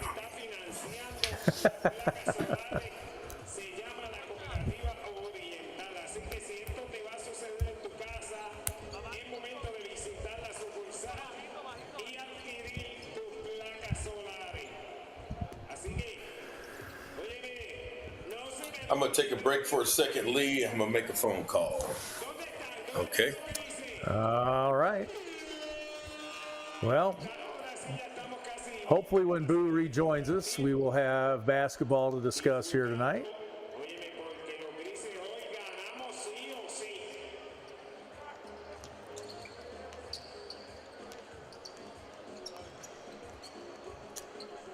Let's see. Yes.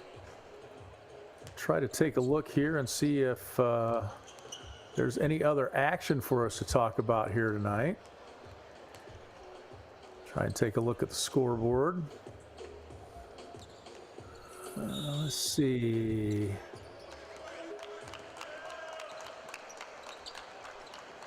We do have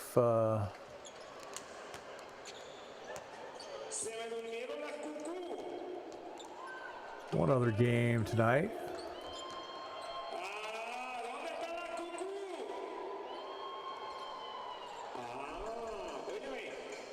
The Atleticos and Capitans are tied 75 all in the fourth quarter with under a minute to play in that game. And I believe that's the only other game being played tonight in the BSN.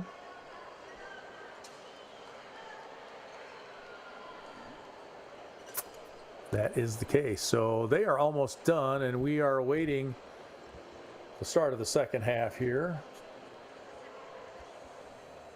And it appears as though we're getting very close. So fingers crossed the lights stay on and we get to finish basketball here tonight. We've played 20 minutes and 20 more to come your way. 36-28, Humacao trying to snap a 3-game losing streak. And they lost here at home on Saturday, so looking to defend their home floor. They were undefeated at home before that game. And that was against Fajardo. We have players on the court. We have warm-up shirts off, and we have a basketball in the referee's hand, and it looks like we are going to get underway. After, I'm guessing, about a 50-minute delay.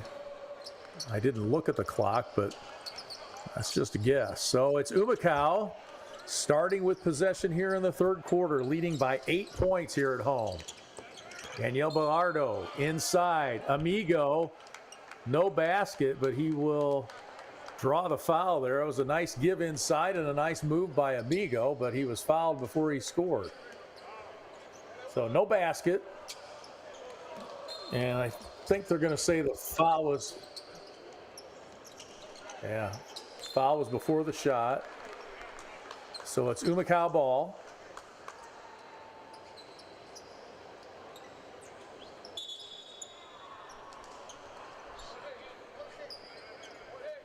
A defensive battle in this one, 36-28, midway through.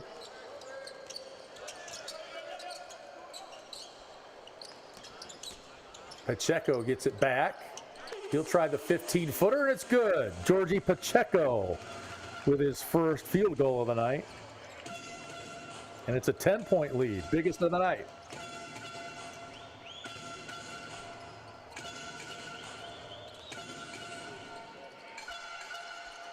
The Humacao defense allowing just 10 second quarter points for Quebradillas. And they get a stop at that end. Oh, Amigo tried the touch pass out down into the corner and threw it out of bounds.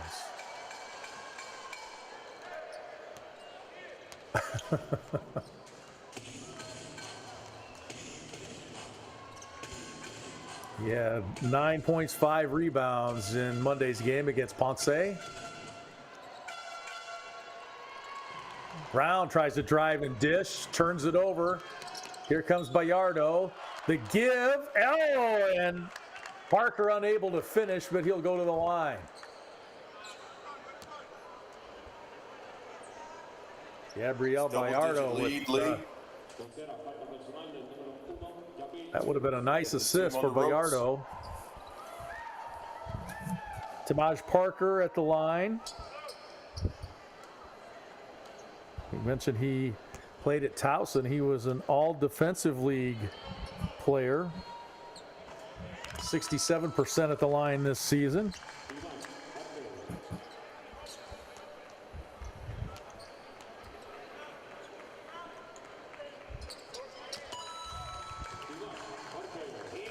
And it's a 12-point lead. How about that? Got him on the ropes. Parker now with 6. And Quebradillas unable to get anything going offensively. They'll try the 3. 1 of 11 in the first half, but they drain their first one here to start the second. Jameel Wilson with the 3. New country heard from.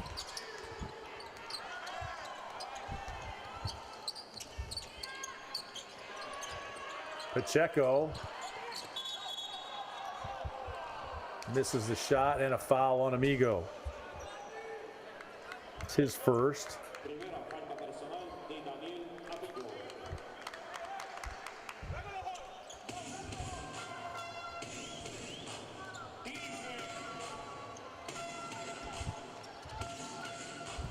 Well, we'll see if that three lifts the offense of Quebradillas. We're going to try another. That one's off the mark. So now 2 of 13 from three-point range. Yeah. Bayardo and Amigo. Bayardo gets it back, and he's fouled. Yeah, a little aggressive. The foul was on Demetrius Treadwell, his second.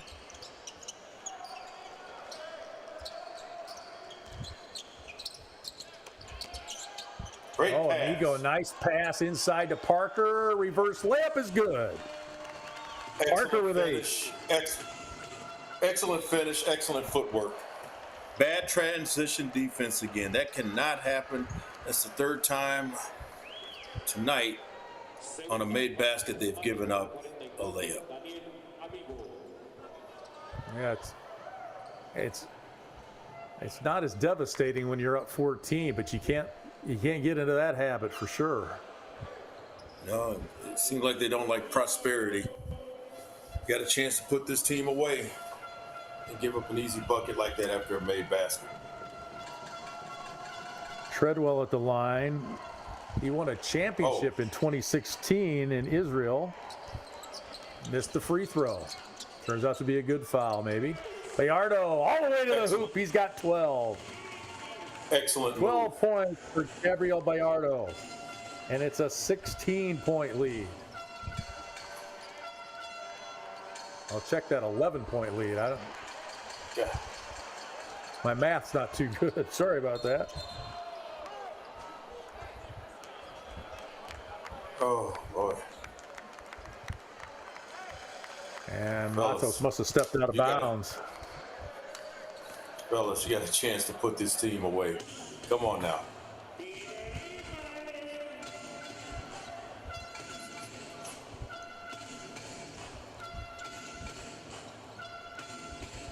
Lead is 11.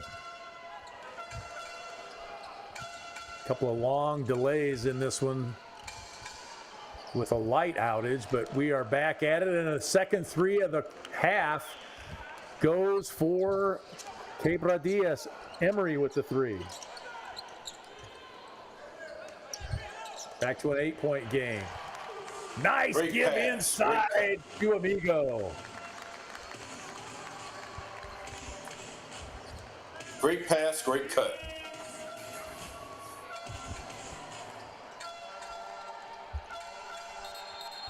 Oh, that's bully ball. And offensive foul. That's the second time he's Gary done that. Brown. That's a foul all over the world, dude. That's a foul all over the world.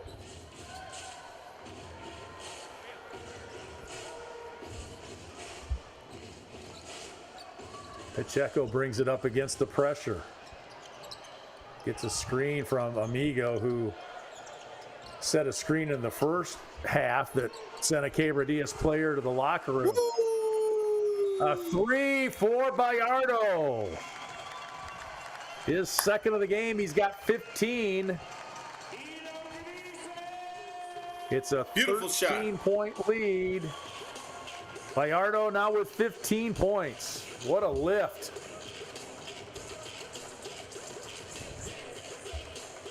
And Humacao's picked up right where they left off in the second quarter, Boo. They have outscored Quebradillas 13-8 here in the third to this point, after outscoring them 20-10 in the third quarter.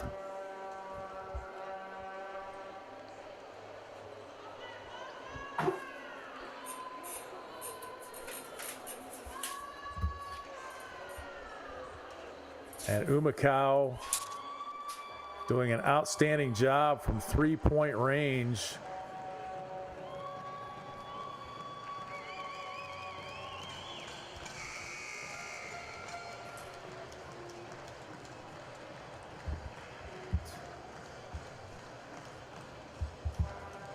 I've got them with 7 threes in this ball game.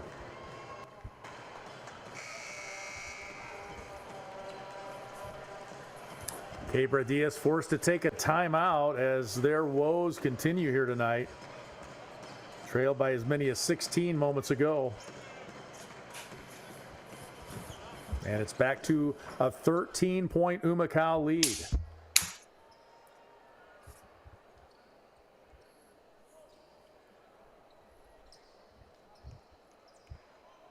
Pacheco with the 15-footer. Couple of threes for Quebradillas here in the third quarter, but not much else.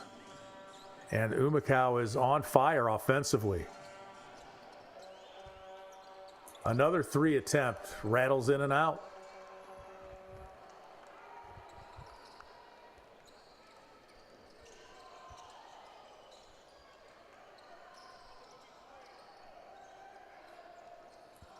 Amigo gets it back. Now Pacheco looking for an opening inside. Shot clock at 5. Amigo, the sky hook is no good. Please don't call that a sky hook. No? Hook. Hook shot. You think Kareem Abdul-Jabbar would have a problem with me calling it that? And a bucket from the baseline for Bayardo. He's got 17. He's heating up. Well, the lights were out. The lights were out, Great and steal. now Humacao is shooting lights out. Quickly ahead to Matos for the layup. A rare fast him on the break run. bucket tonight. They got him on the run. Matos with 5. And it's a 17-point lead. And now a little altercation. Biggest lead of the game now, and maybe some frustration boiling over.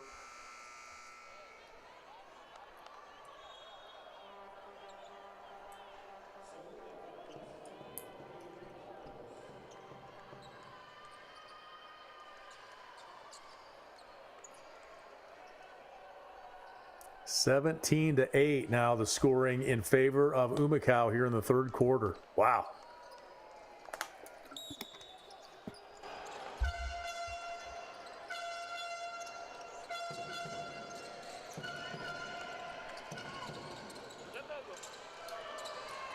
The drive, the give inside, the follow, and the foul.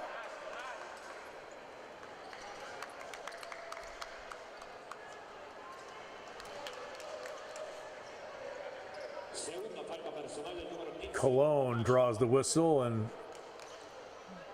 it's a little shaken up. Luis Colon Rivera doesn't get too many minutes, but he's now got 4 points off the bench.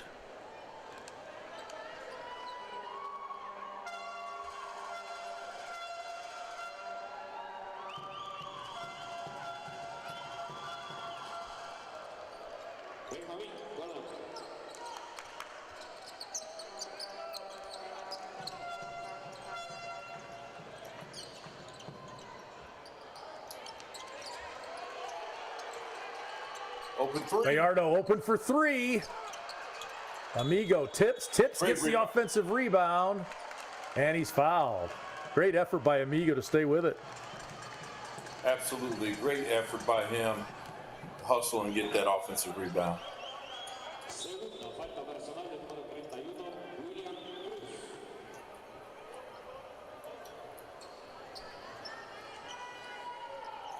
Well, it's a good thing that he had the mask on. He just got popped again in the face. Foul was on William Cross. I believe, Boo, that he was the player that got carried off in the first half. Not being in the arena, I can't say for sure, but that is who we thought was carried off at any rate. We're glad to see that he's okay and back on the floor. Daniel Amigo, fourth-year pro out of Arizona State.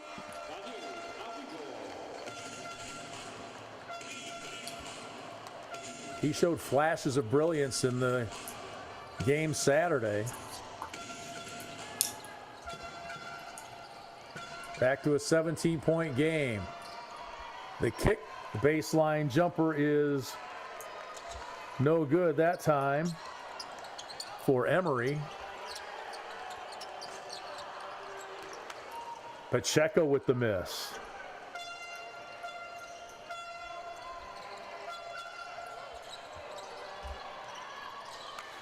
Baseline jumper, long rebound. And the pass inside for the easy layup for Quebradillas. Oh, fellas. And Humacao throws it away. 3:04 to play here, third quarter. Alexander Capos, number 13, returns. He hit 3 threes in the first quarter. First half, I should say.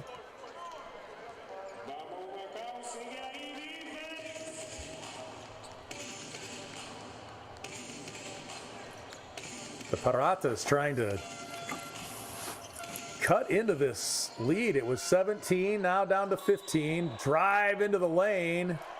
And a whistle against Humacao.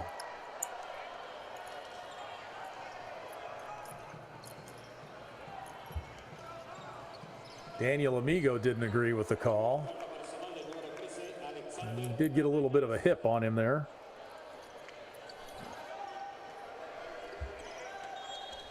Be out of bounds for Quebradillas here. 2-2 in their last 4 games, and in dire straits here. Brown, the drive and the miss.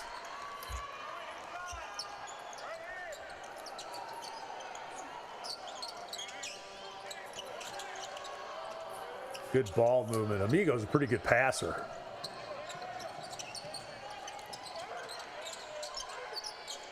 The screen for Matos, pull-up jumper, and he gets the roll. Yes, shooter's touch. Jorge Matos. La Araña, the spider. Nifty move in the lane there. Three-pointer by Emory is no good. And now the follow by Colon. He's got 7. Oh, Takeaway. bad turnover there. And the layup. Layup for Robert Harris. His first bucket of the night. Turned up the defensive pressure. Turned up the screws a little bit here, Lee. Trying to make something happen, down 13. Matos got the pass away before he landed. And it was Pacheco with the bucket. He's got 6. Very nice.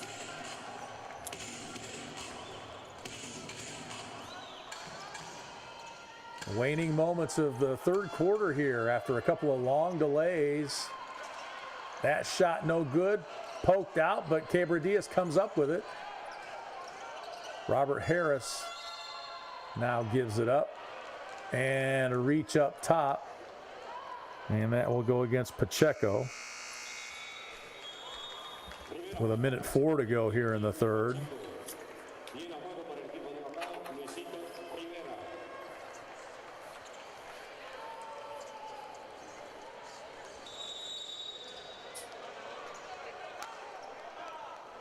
That's the first foul on Pacheco.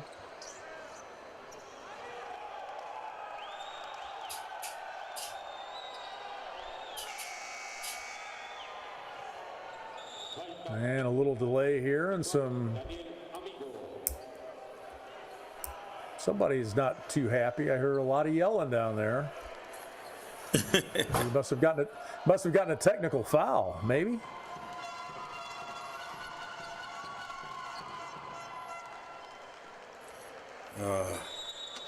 Must be with Brown at the line and nobody else.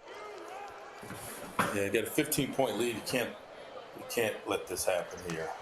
Give them a chance to get back in the game with a technical foul.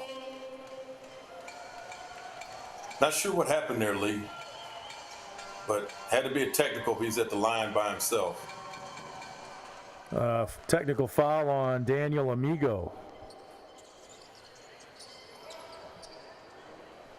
And now the foul that was whistled, they'll shoot the free throw on this.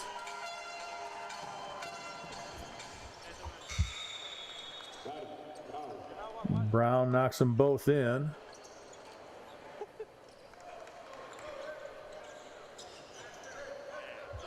Now Humacao needs to regroup a little bit here. Got to get their composure back. They're leading by 12. It's got to, and now an Oh my goodness. unforced turnover. Boy, it's been a great third quarter, and things are falling apart here for Humacao in the final moments. Yeah, the pressure's bothering them. Yeah, Quebradillas turning up the defense a little bit. They could get it back to single digits with a three-pointer. And a turnover at the other end for Quebradillas. Parker comes up with it. 12-second difference between the game clock and the shot clock. Matos with it. He'll get a screen from Parker. Now he'll take it down the lane. Matos draws the whistle, and he'll go to the line. He's pretty quick Nice with the hoop job of that drawing the basketball, foul. Boo. Yes, he is. With the shot clock winding down, that's a great take to the basket.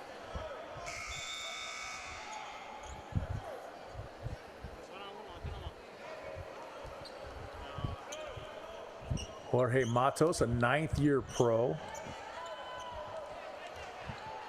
Good shooter. He's fifth in the league in three-point percentage. And a pretty good free thrower, too, 86%.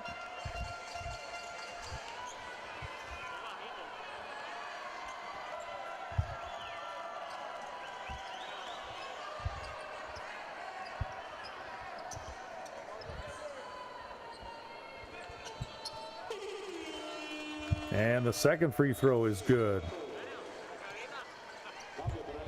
Matos with 9, back to a 13-point lead. He'll get a breather here in the final seconds here in the third quarter.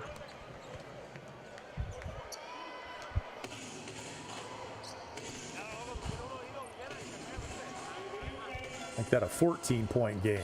10 seconds to go now, third quarter. Play good, solid defense here. Drive, Great no job. good. Parker the rebound. And a stop for Humacao defensively. And just 47 points so far for Quebradillas through three quarters. Great defensive stand there to end the third quarter. Came out at halftime and extended the 8-point lead. What are they up to? 14 now? 61-47 our score. We will be back with fourth quarter action from Humacao in just a moment. Se puede con un préstamo personal de la Cooperativa Oriental. Ponte al día con tus metas financieras con un cómodo pago mensual que tienes hasta 90 días para hacer el primer pago. Llama al 787-418-2021. Cooperativa de Ahorro y Crédito Oriental, la alternativa de todo un pueblo.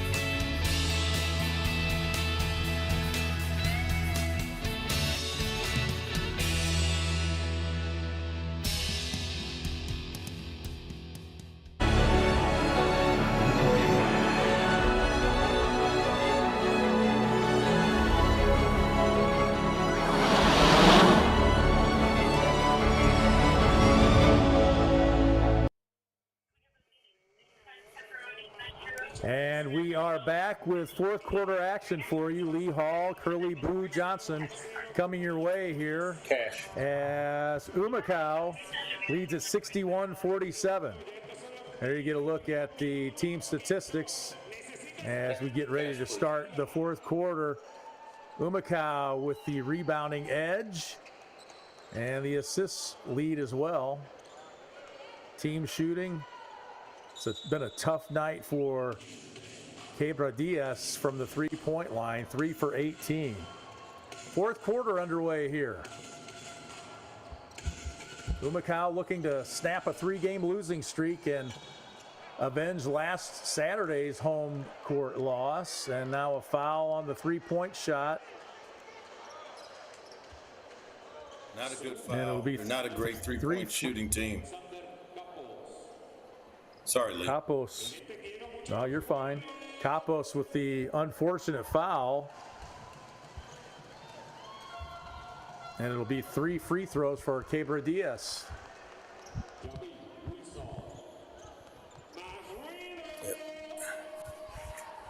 Their team that's kind of struggled all game shooting the three, and there's no need to foul them on a three-pointer.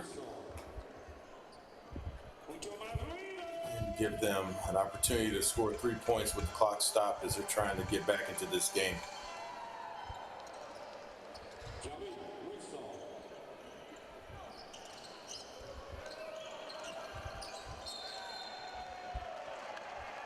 Oh my. And now a whistle, and I think they got Rivera. Did he step out of bounds?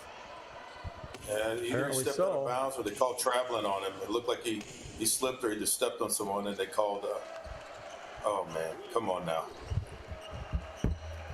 Nice little move there for William Cross.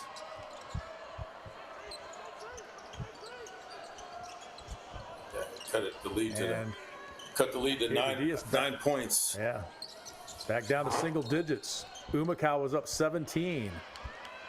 And now a foul on the visitors. Cannot take the foot off the gas.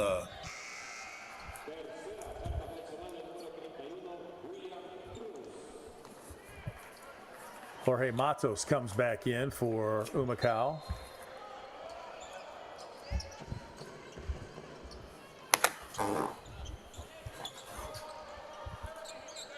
Strong second and third quarter for Humacao. Capos. That's his first miss from three-point range tonight. He made his first 3. Three-point attempt for Quebradillas is no good, so their woes behind the line continue. Great rebound. And an offensive foul. He can't catch a break tonight. This is 4th foul. Spotsville. Just a little too much dribbling there, and he draws the whistle, and Quebradillas can further cut into that lead that's now down to 9.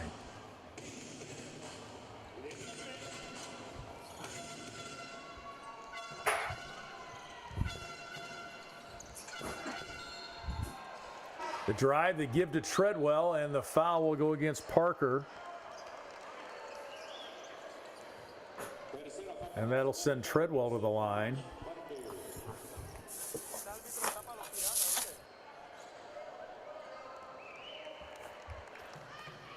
Treadwell 63% free thrower. We mentioned he played in Israel and won a championship back in 2016. That was poorly missed. Demetrius Treadwell. They call him Tree.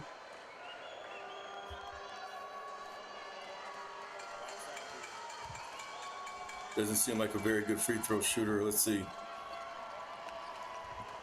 Missed them both. Dodged the bullet. All right.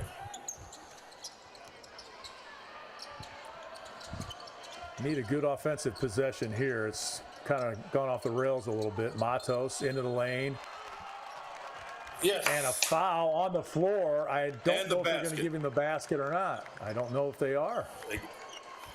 I would hope so. like the official- Yes, they did. Awesome. Okay. I thought the official pointed to the floor as if the foul were committed on the floor. but we'll take it. Absolutely. Nice strong finish. Parker's season high, 15 against San Germán. This would give him 11 and make it a 12-point Humacao lead. Missed it. So it's Humacao up 11 with 8:10 to play. Their lead was 17. Cologne with it. Shot clock at 10. Inside Cologne, gives to Treadwell, nice give, and Treadwell with the bucket. He's got 14, Cologne with a nice pass. Back to a 9-point game. Oh, and almost an over and back. Capos comes up with it, gives to Parker. Now they'll reset with 11 on the shot clock. That was almost a turnover.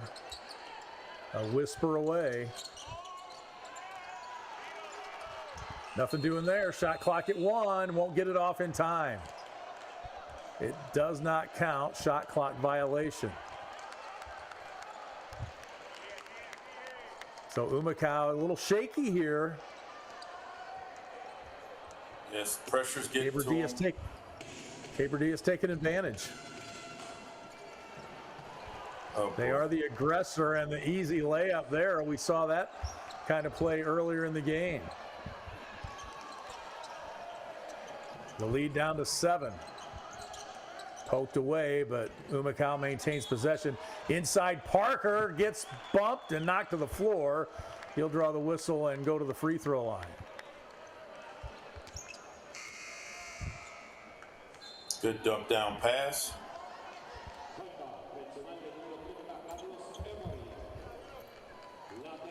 Georgie Pacheco returns for Humacao.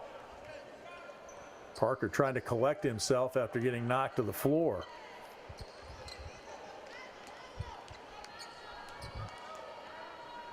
.67% at the line on the season. Now he's missed 2 in a row.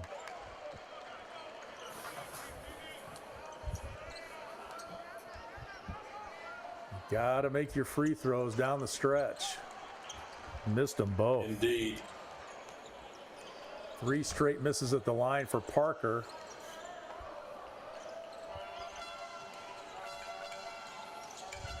And that lead is ever dwindling here. 3-pointer in and out. 1 and done. Need a basket here. Yeah. Bayardo Great inside pass. Parker. Missed it. Capos with the follow. The Way to clean it up.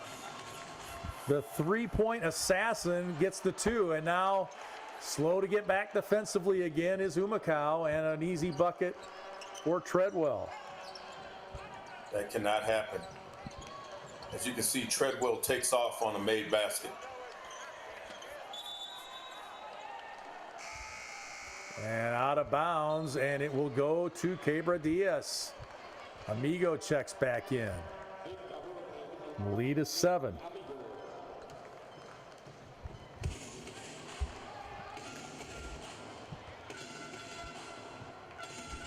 The clock cannot tick fast enough for Humacao.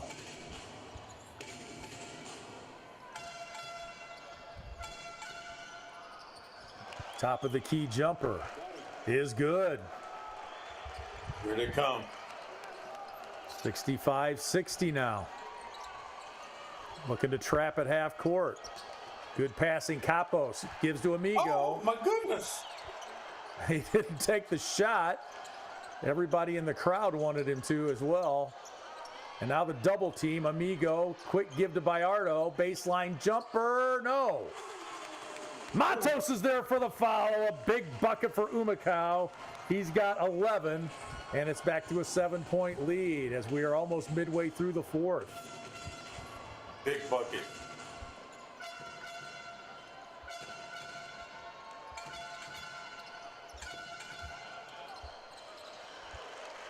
Jumper rolls in for Quebradillas. That was Brown with the bucket. He's got 12. It's a 5-point game.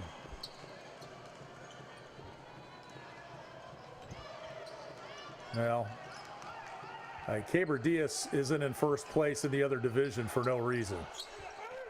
Amigo kind of threw it up there. That was not a great shot. He should have shot the other time, and he shouldn't have shot that one. Like a half hook. It was an ook. Or an ick. An ook or an ick. Follow up on the offensive glass, and the foul will go against Humacao. Good job by Brown, keeping it alive and drawing the whistle. Fouls on Matos. Look at him follow his shot. Contact and the foul. It's a 5-point game, 4:12 to play. We've got a timeout. Quebradillas has really turned things around here, Boo. Yes, the momentum is definitely in their favor. They turned up the screws defensively, and now they've made it a ball game. So if you're Humacao, how do you? Out. Yeah, they were down 17, and it wasn't that long ago. So if you're Humacao, how do you combat that? When somebody, I mean, the defense is crazy. They're all over the place. They're taking risks. What do you do offensively to combat that? Can't be in a hurry. Got to take care of the basketball, and you got to make your free throws. This team is clawing back. They've turned up the screws defensively. Like I said, they've become more physical. Referees are kind of letting them get away with a little bit of the physicality. Can't turn the ball over. Got to make great decisions here, and ultimately they're going to have to make their free throws in order to win this game.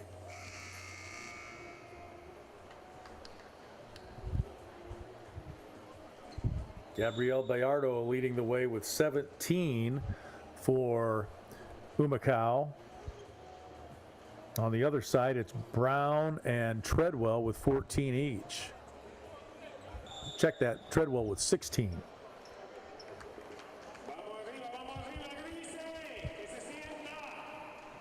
Humacao led 57-40. And it's a 22-10 run by Quebradillas, who got outscored by Humacao 20-10 in the second quarter. You can see the defensive pressure. It's buckle to buckle. And you mentioned that early in the game, Boo, about Humacao not getting back defensively, and that's bit them a couple of times in the fourth quarter. 3-point attempt. Long and no good. Amigo, rather, with the rebound. Under 4 minutes to play. The clock is on your side. Capos kept possession even though he was double-teamed and had a lot of traffic in his way. Pacheco from the top of the key, no good.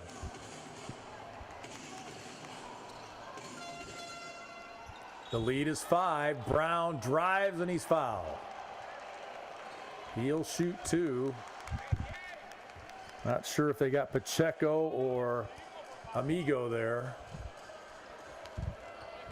I did not see a foul there. That was not a foul. On Amigo, his 4th. Referee was not his friend on that. Gary Brown at the line.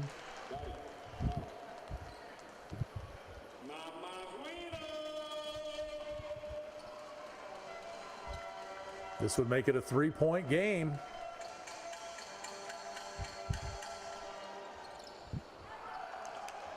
And it goes. You got the friendly roll. 67-64. Brown with 16.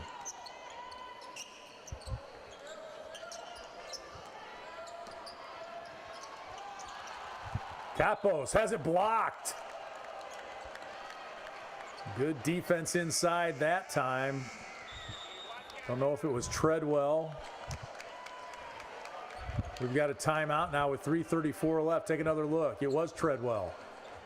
Denying Capos. 3-point game here. Humacao trying to hang on after leading by 17 just moments ago.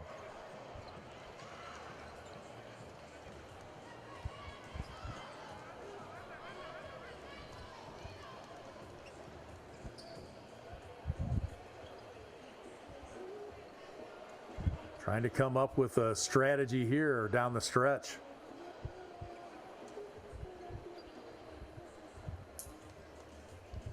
Crunch time.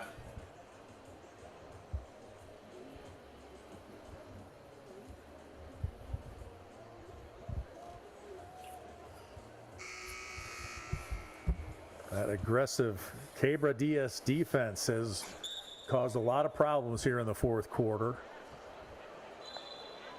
And Humacao's 17-point lead is down to 3. Now they try to get something going here and get some stops and hang on to this one.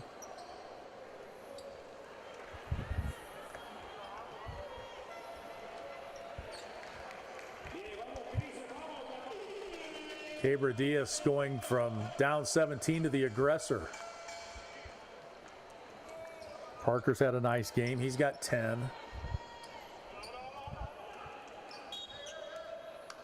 They've definitely answered the bell.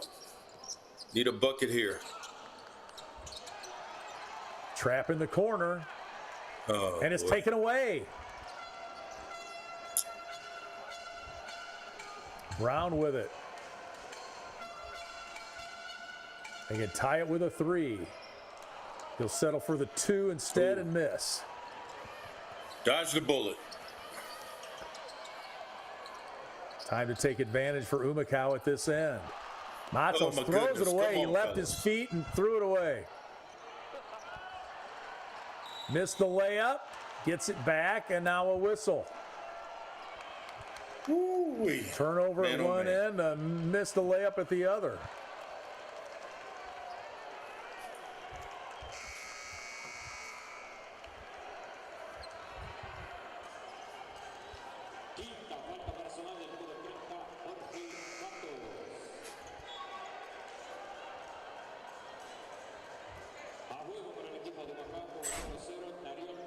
Free throws for the visitors now, trailing by 3.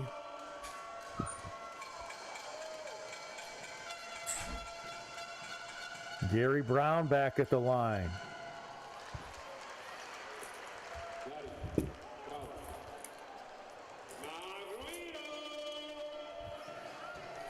He's made 3 straight here in the fourth. Can make it a 1-point game.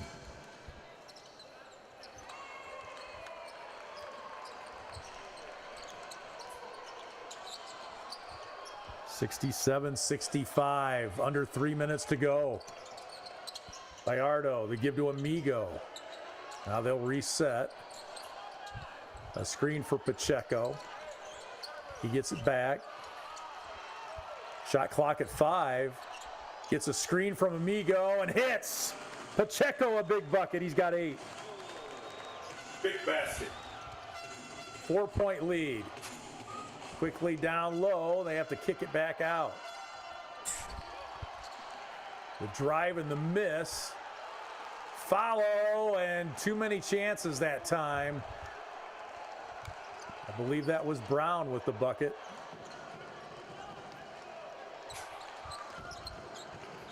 So Back to a 2-point game. Under 2 minutes now. Pacheco fires it inside. Parker hammered, and he'll go to the line.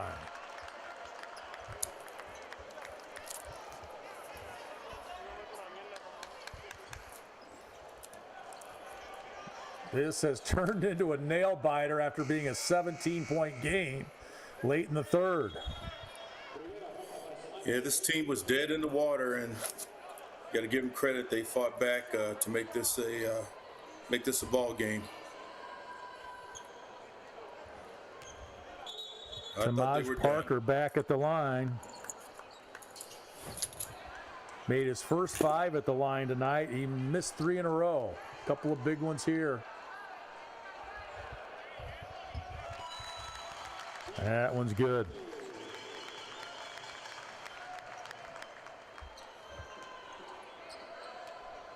Well, there were times tonight I wasn't sure if either team was going to make it to 70.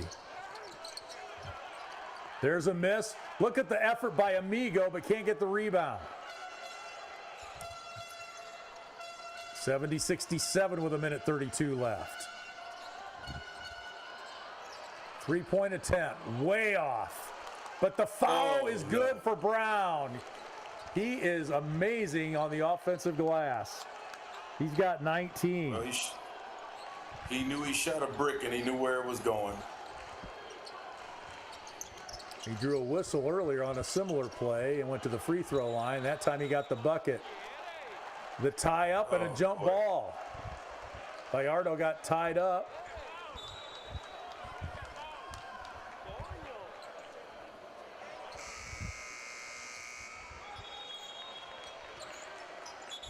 Could have got Cologne for a reach. Luckily for Humacao, they get the possession arrow, so they have the ball with 1:07 left. Big possession here.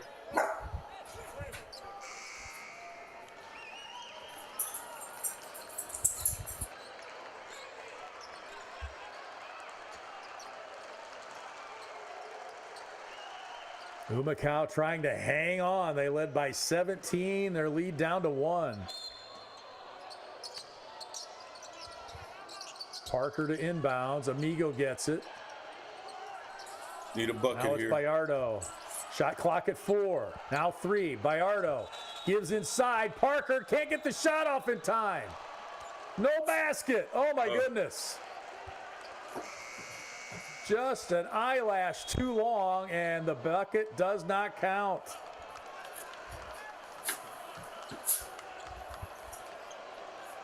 Mercy, that hurts. 1 point game now, under a minute to play.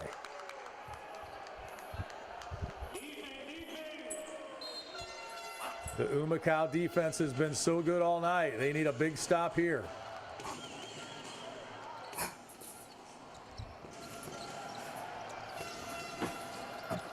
And they need to limit Quebradillas to 1 shot, but unfortunately it's a 3, and it's good. Unfortunately for Humacao, Brown knocks down the 3. He's got 22 points, and more importantly, he gives the visitors a 2-point lead. My goodness, what a comeback. Wow. 72-70. Wow. 32 to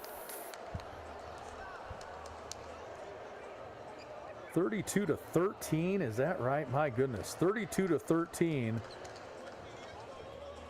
Quebradillas has outscored Humacao since it was 57-40. Answered the bell. Wow. That's quite a finish.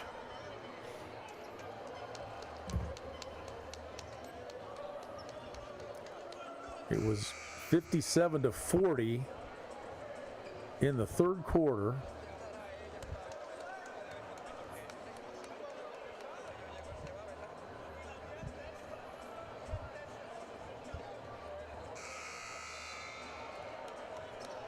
And a remarkable comeback.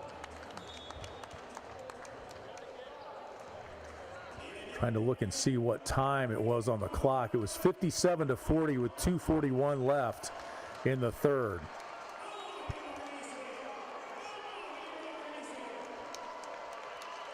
So now, instead of needing a stop, Humacao needs a bucket.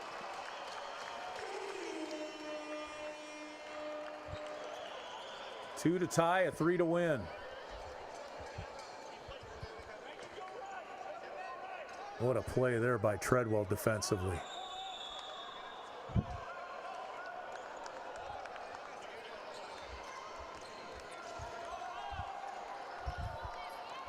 44 seconds to play, 12 on the shot clock.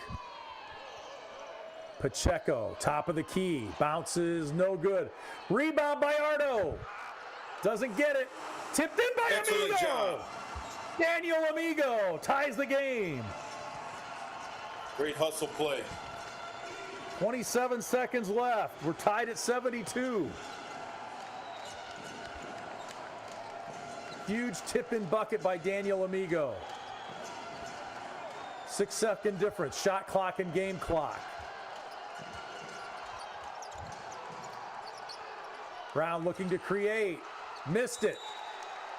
Out of bounds.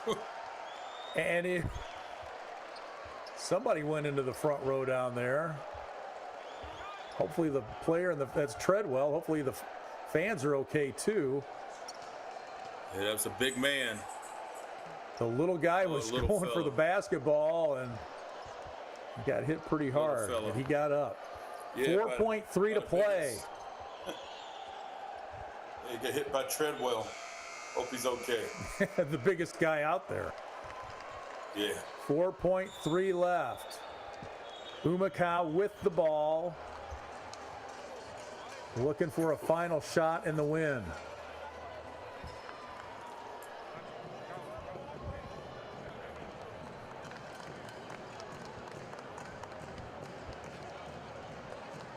This game was pretty even after one quarter. Then Humacao outscored Quebradillas 20-10 in the second, and then they built that 17-point lead.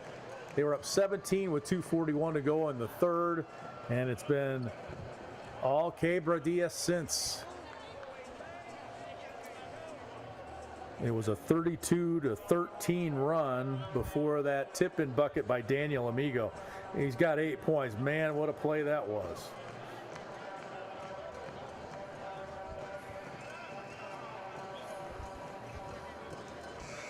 And now they'll try to draw up a last-second shot. Gabriel Bayardo has not scored here in the fourth. He's got 17 to lead the way for Humacao.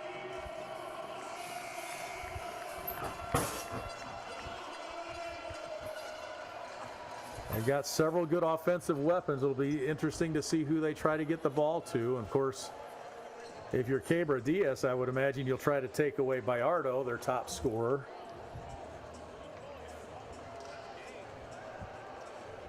See how it plays out here. 4.3 to play. Wow. Looked like a blowout, and it's come down to the wire.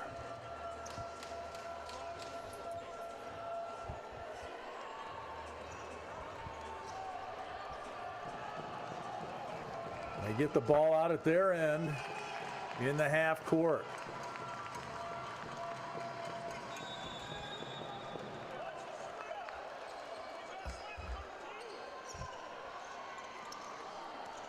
Inbounds to Capos.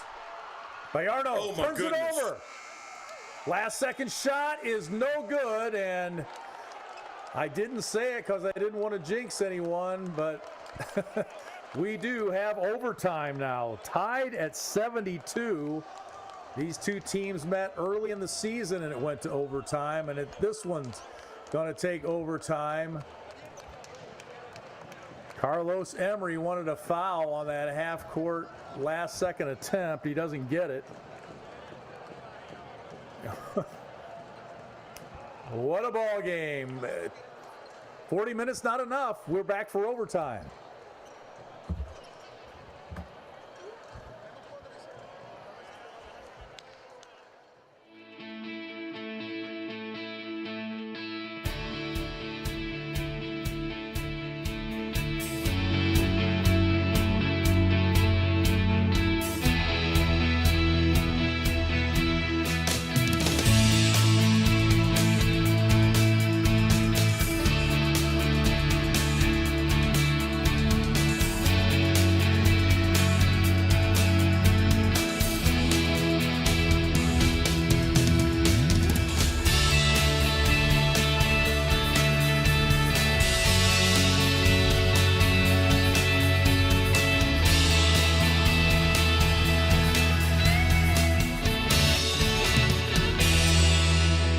Ahora se puede con un préstamo personal de la Cooperativa Oriental. Ponte al día con tus metas financieras con un cómodo pago mensual que tienes hasta 90 días para hacer el primer pago. Llama al 787-418-2021. Cooperativa de Ahorro y Crédito Oriental, la alternativa de todo un pueblo.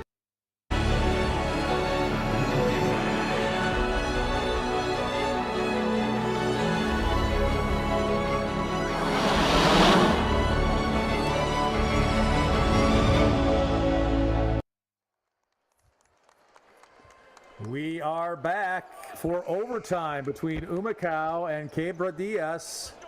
The home team led by 17 late in the third quarter, but Quebradillas coming back on the road to force overtime. They actually took the lead. Daniel Amigo with a huge tip in that ended up forcing overtime. Looking at some of the stats very quickly, the one you won't see there is 21 turnovers for Humacao. And those 4 3-point makes, 3 of them in the fourth quarter for Quebradillas to help in that comeback effort. Turnaround jumper is good for Jameel Wilson. He's got 6. And it's a 2-point lead for the visitors now. Pacheco. And Parker was out of bounds. Parker was out of bounds. Pacheco took it deep and had to get rid of it. And Parker had his foot on the line.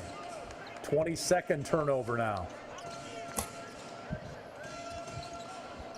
22 turnovers for Humacao, 11 for Quebradillas. The Piratas trying to come away with a win after not playing all that well offensively tonight and bending to Humacao's defensive will. Looking for a foul call here, didn't get it, and it's out of bounds for Jameel Wilson.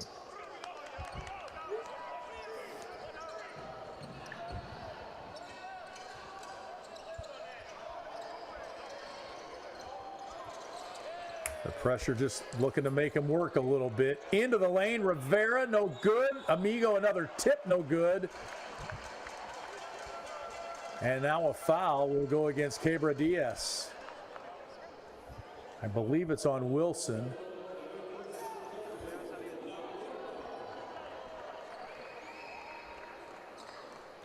Maybe not. Parker now back at the line. And he has struggled here in the late going of this game. 1 for his last 6 at the line.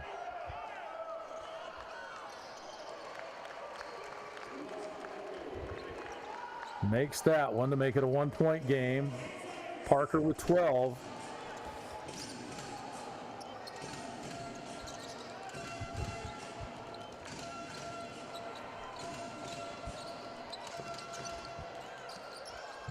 Off a screen, the jumper is good. Brown now. Again, he's got 24, including a big 3 to give them the lead late. He's feeling it. Oh, nice answer.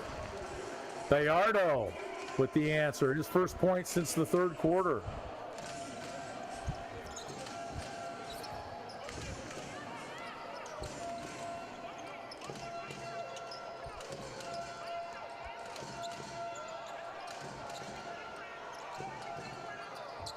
Wilson, no good. Tapped by Parker, run down by Bayardo.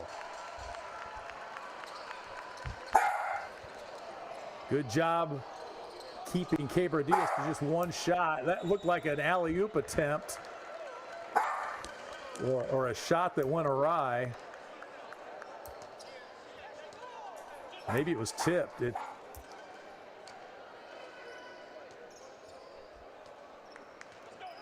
It's Humacao ball now.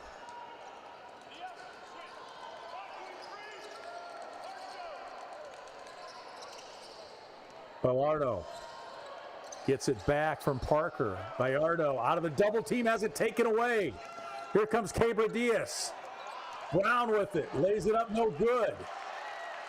And here comes Humacao. A stop there on the break. A break on the break, if you will. Down one with a little over 2 minutes to go. Pacheco, top of the key. Yes! Georgie Pacheco in double figures now with 10. And Humacao back on top by 1.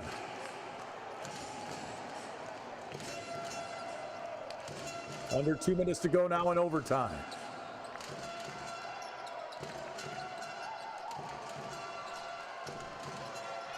Shot clock at 8. Dribble move off the glass, no good. Oh, Amigo got hammered. No whistle. Humacao looking for a call there. And it was Quebradillas contacting the ball out of bounds. Look at this. A lot of contact there. Amigo got hammered. And he didn't get that call, but it was out of bounds, so Humacao will get the ball. They lead it by 1, a minute 35 to play in overtime. The overtime game earlier this year went to Quebradillas 80-73 in overtime. That was game 2 of the season. I believe, game 1 or 2. Here's Pacheco with it. Getting into dangerous territory out there, in territory where he can be trapped. He dribbles into the double team and gives it up.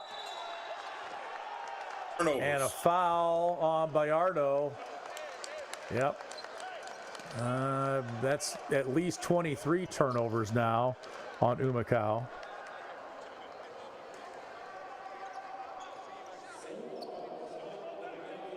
And I believe the foul was on Bayardo.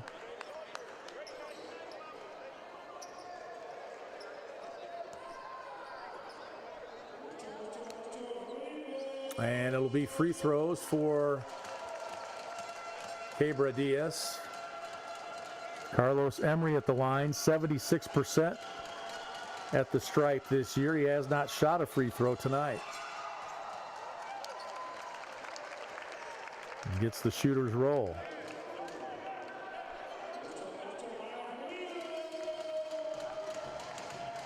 Played his college ball at Oregon, made it to the Sweet 16 with the Ducks. Big free throw here is good. Emery with 11. Humacao down 1 again. Minute 10 to play in overtime.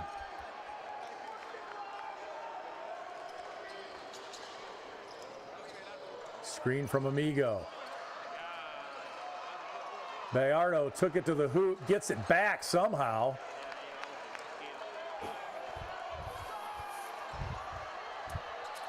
Shot clock at 7.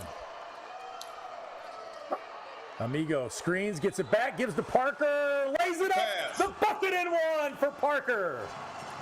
What a pass from Great Amigo.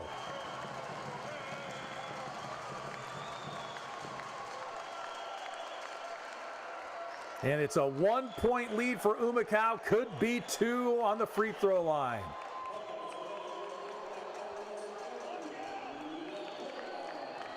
He has struggled at the line. My goodness. 2 for his last 7. A big one here. Yes, indeed. Still, he can only make it a 2-point lead. He does. Nicely done. Made it when he had to. 80-78.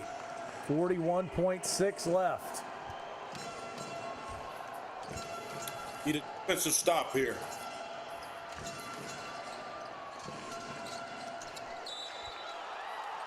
Oh, come on. Don't bail him out, whistle. referee. Foul.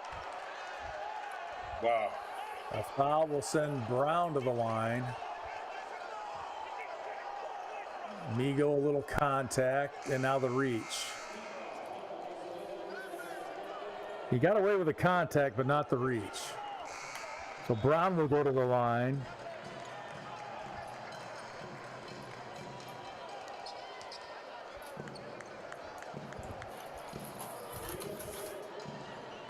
7 of 8 at the line tonight for Gary Brown.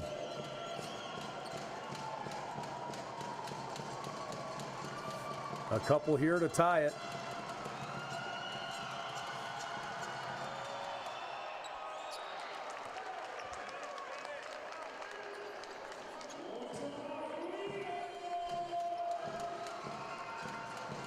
One-point game. Big free throw here. And it's good. 26 points for Gary Brown and a tie game with 29.3 to play in overtime.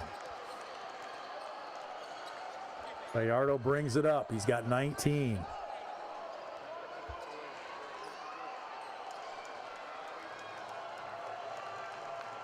Try and burn some clock here. Pacheco shot blocked, but he was fouled.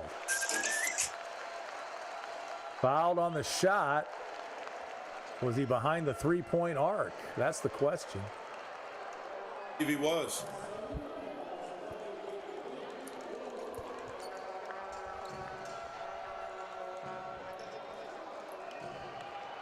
Yeah, he sure was. So it'll be 3 free throws for Georgie Pacheco with 9.1 left. He's a 71% free throw shooter. 2 of 2 at the line tonight. No, I only see 2 fingers in the air from the official. Or maybe I missed. Nice shot.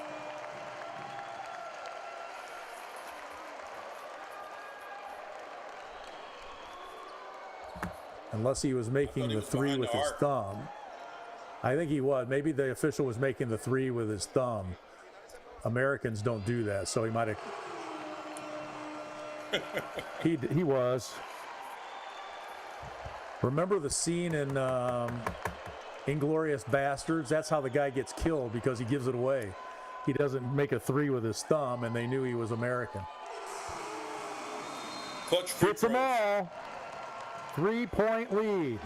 Pacheco with 13, 9.1 left. So Quebradillas will have the ball with 9.1 left and needing a 3 to tie.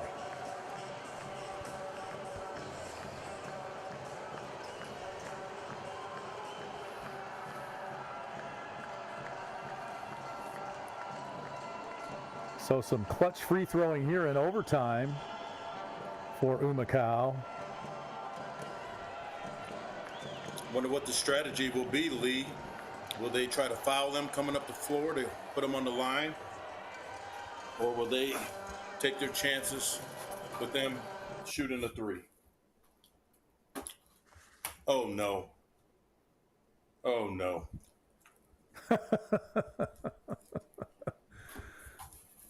Oh, my goodness.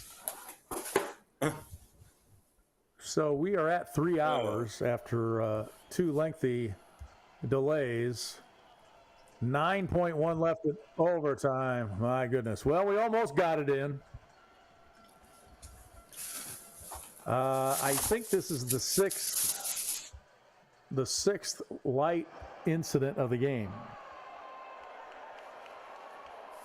which will force us to wait a little bit for the final 9.1 of overtime.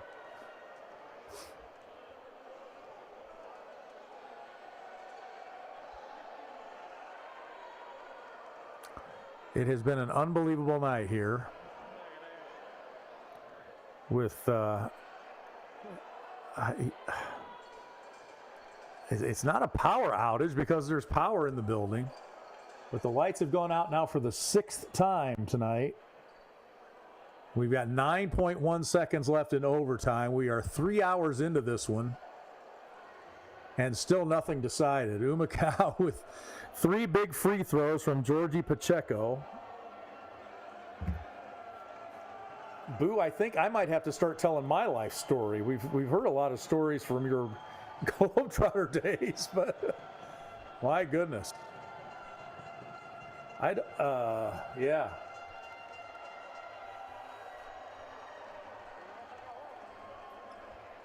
I'm not altogether sure what's going on. It appears as if players are leaving the floor. Maybe they're going outside to finish. Can we finish in the parking lot?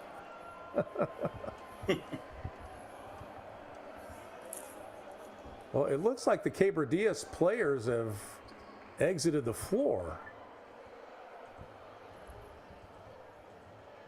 So we will see what happens. Interesting ball game here. Boy.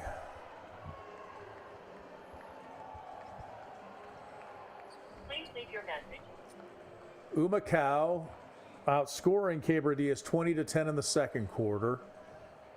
The third quarter, they took a 17-point lead, and then Quebradillas roaring back with a 32-13 run to force overtime in this one. We had a light stoppage. The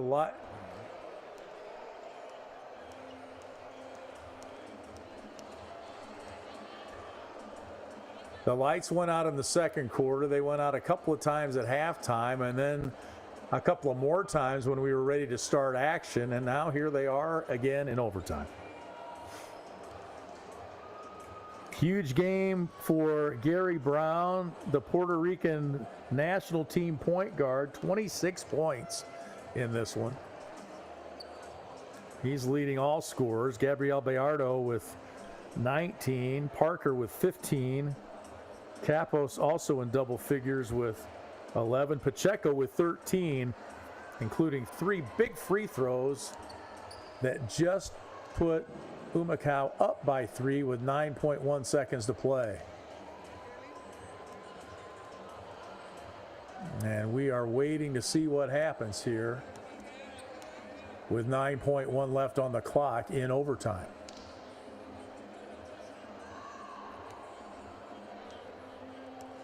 And it looks like the Humacao players are walking off.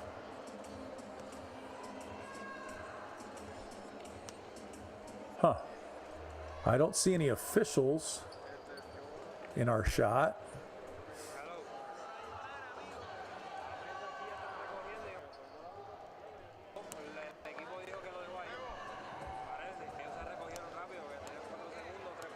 So we are at a standstill here and waiting for clarification.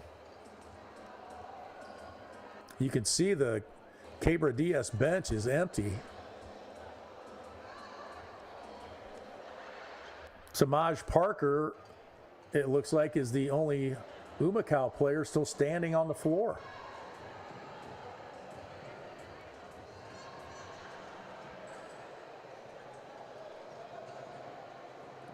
We can see our counterparts, our TV counterparts down there at the scorer's table.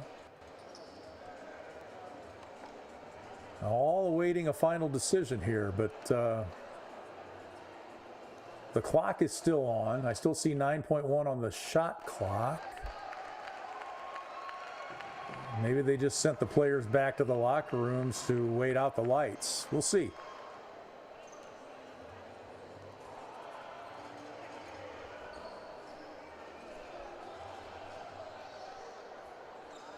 This game started at 8 o'clock local time. It is now 11:05. We are told the Piratas have left the stadium. Elvis has left the building, if you will. The lights are coming back.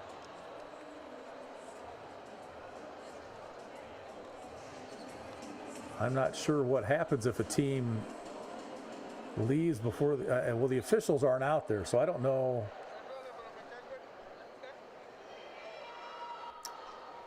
They stayed out there during the other light outages, but they are not in sight anyway.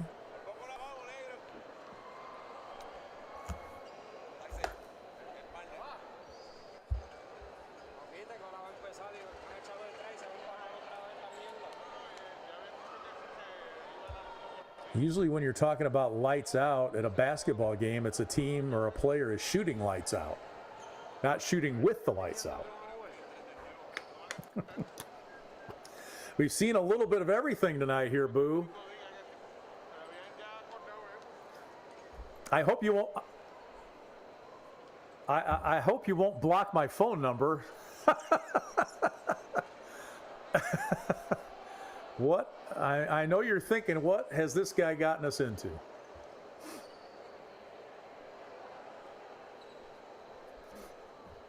We'll keep you posted here on what's going on. We're glad you're with us, and if you're still with us, you deserve some kind of a pat on the back for sure.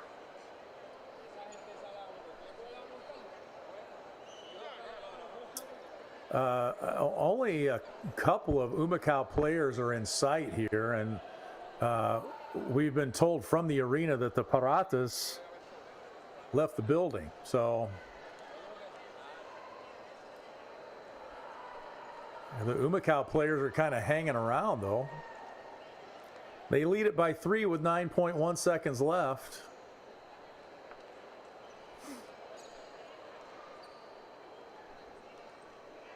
But the finish to this game right now seems to be up in the air.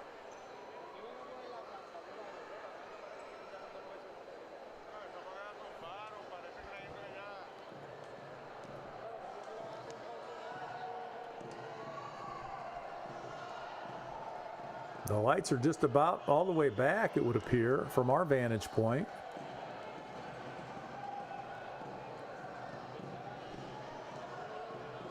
I mean, I can imagine the players' frustration, but I can't believe they would leave. I mean, that maybe they just went back to the locker room. I mean, if you, even with the craziness that's happened here tonight, there would have to be league repercussions, I would believe, if you left before the end of a game, no matter what the circumstances.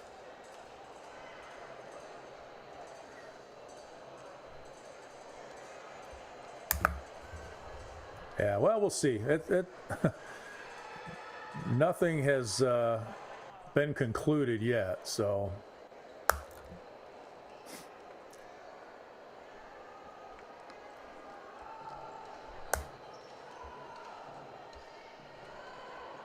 It's been an eventful night.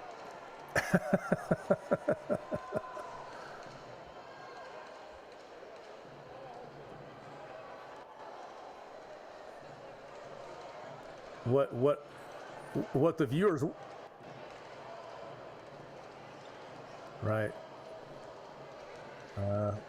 Word from the truck in the arena is nothing has been decided as of yet, so we are in the dark. We're in the dark, boo. I tell you.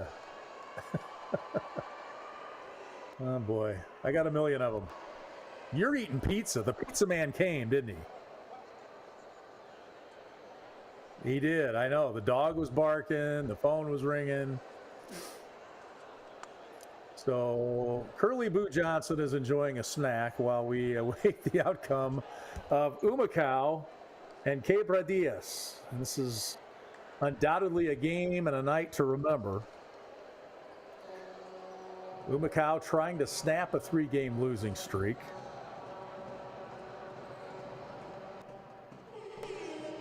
And trying to avenge an earlier season loss to Quebradillas. And my memory is not what it should be, and I couldn't remember. It was early in the year when they played. Let's take a look here. I thought it was the second game, but let's confirm that since we've got a little time. No, it was the first game on the schedule on the website. Quebradillas won 80-73, and we are told the game has been called. So the final on the final score, at least as we know it, is 83-80 in overtime. But a lot of questions, Boo. Is it a forfeit? And how would that be scored? How would that be scored? It should be. It should be. Eventually, the lights are going to Well. come back on. You can finish up the, what is it, 9 seconds left? Yeah. Is that correct? Well, you know, if you wanted to be technical about it, I guess the officials could put the ball on the floor, do the count, and then if there's nobody from Quebradillas to inbound the ball, it's a turnover, and then Humacao would get the ball and inbounds it. I mean, if you wanted to be technical about it. But little did we know when the game tipped off how this night would progress. A back and forth ball game. It was a 2-point game after one quarter. Humacao outscored Quebradillas 20-10 in the second, and there was a lights out delay in that quarter. Third quarter, Humacao built a 17-point lead with 2:41 to play in the quarter, and Quebradillas roared back, outscoring Humacao 32-13 at one point. We were tied after 40 minutes at 72. We went to overtime. Jorge Pacheco was fouled with 9.1 seconds left, made all 3 free throws. The lights went out again, and the Quebradillas team disappeared. Boo, thank you for joining us tonight. We've got about 30 seconds left. Any final thoughts? That was a bizarre game. That's all I can say. Indeed it was. Well, we appreciate you joining us. Former Harlem Globetrotter Curly Boo Johnson, thank you for your time tonight. I'm Lee Hall. The final score as we know it is 83-80, the final in overtime. It remains to be seen if it will be scored as a forfeit. Humacao improves to 6-7 and snaps a 3-game losing streak. Good night, and thank you for joining us. Ahora se puede con un préstamo personal de la Cooperativa Oriental. Ponte al día con tus metas financieras con un cómodo pago mensual que tienes hasta 90 días para hacer el primer pago. Llama al 787-418-2021. Cooperativa de Ahorro y Crédito Oriental, la alternativa de todo un pueblo.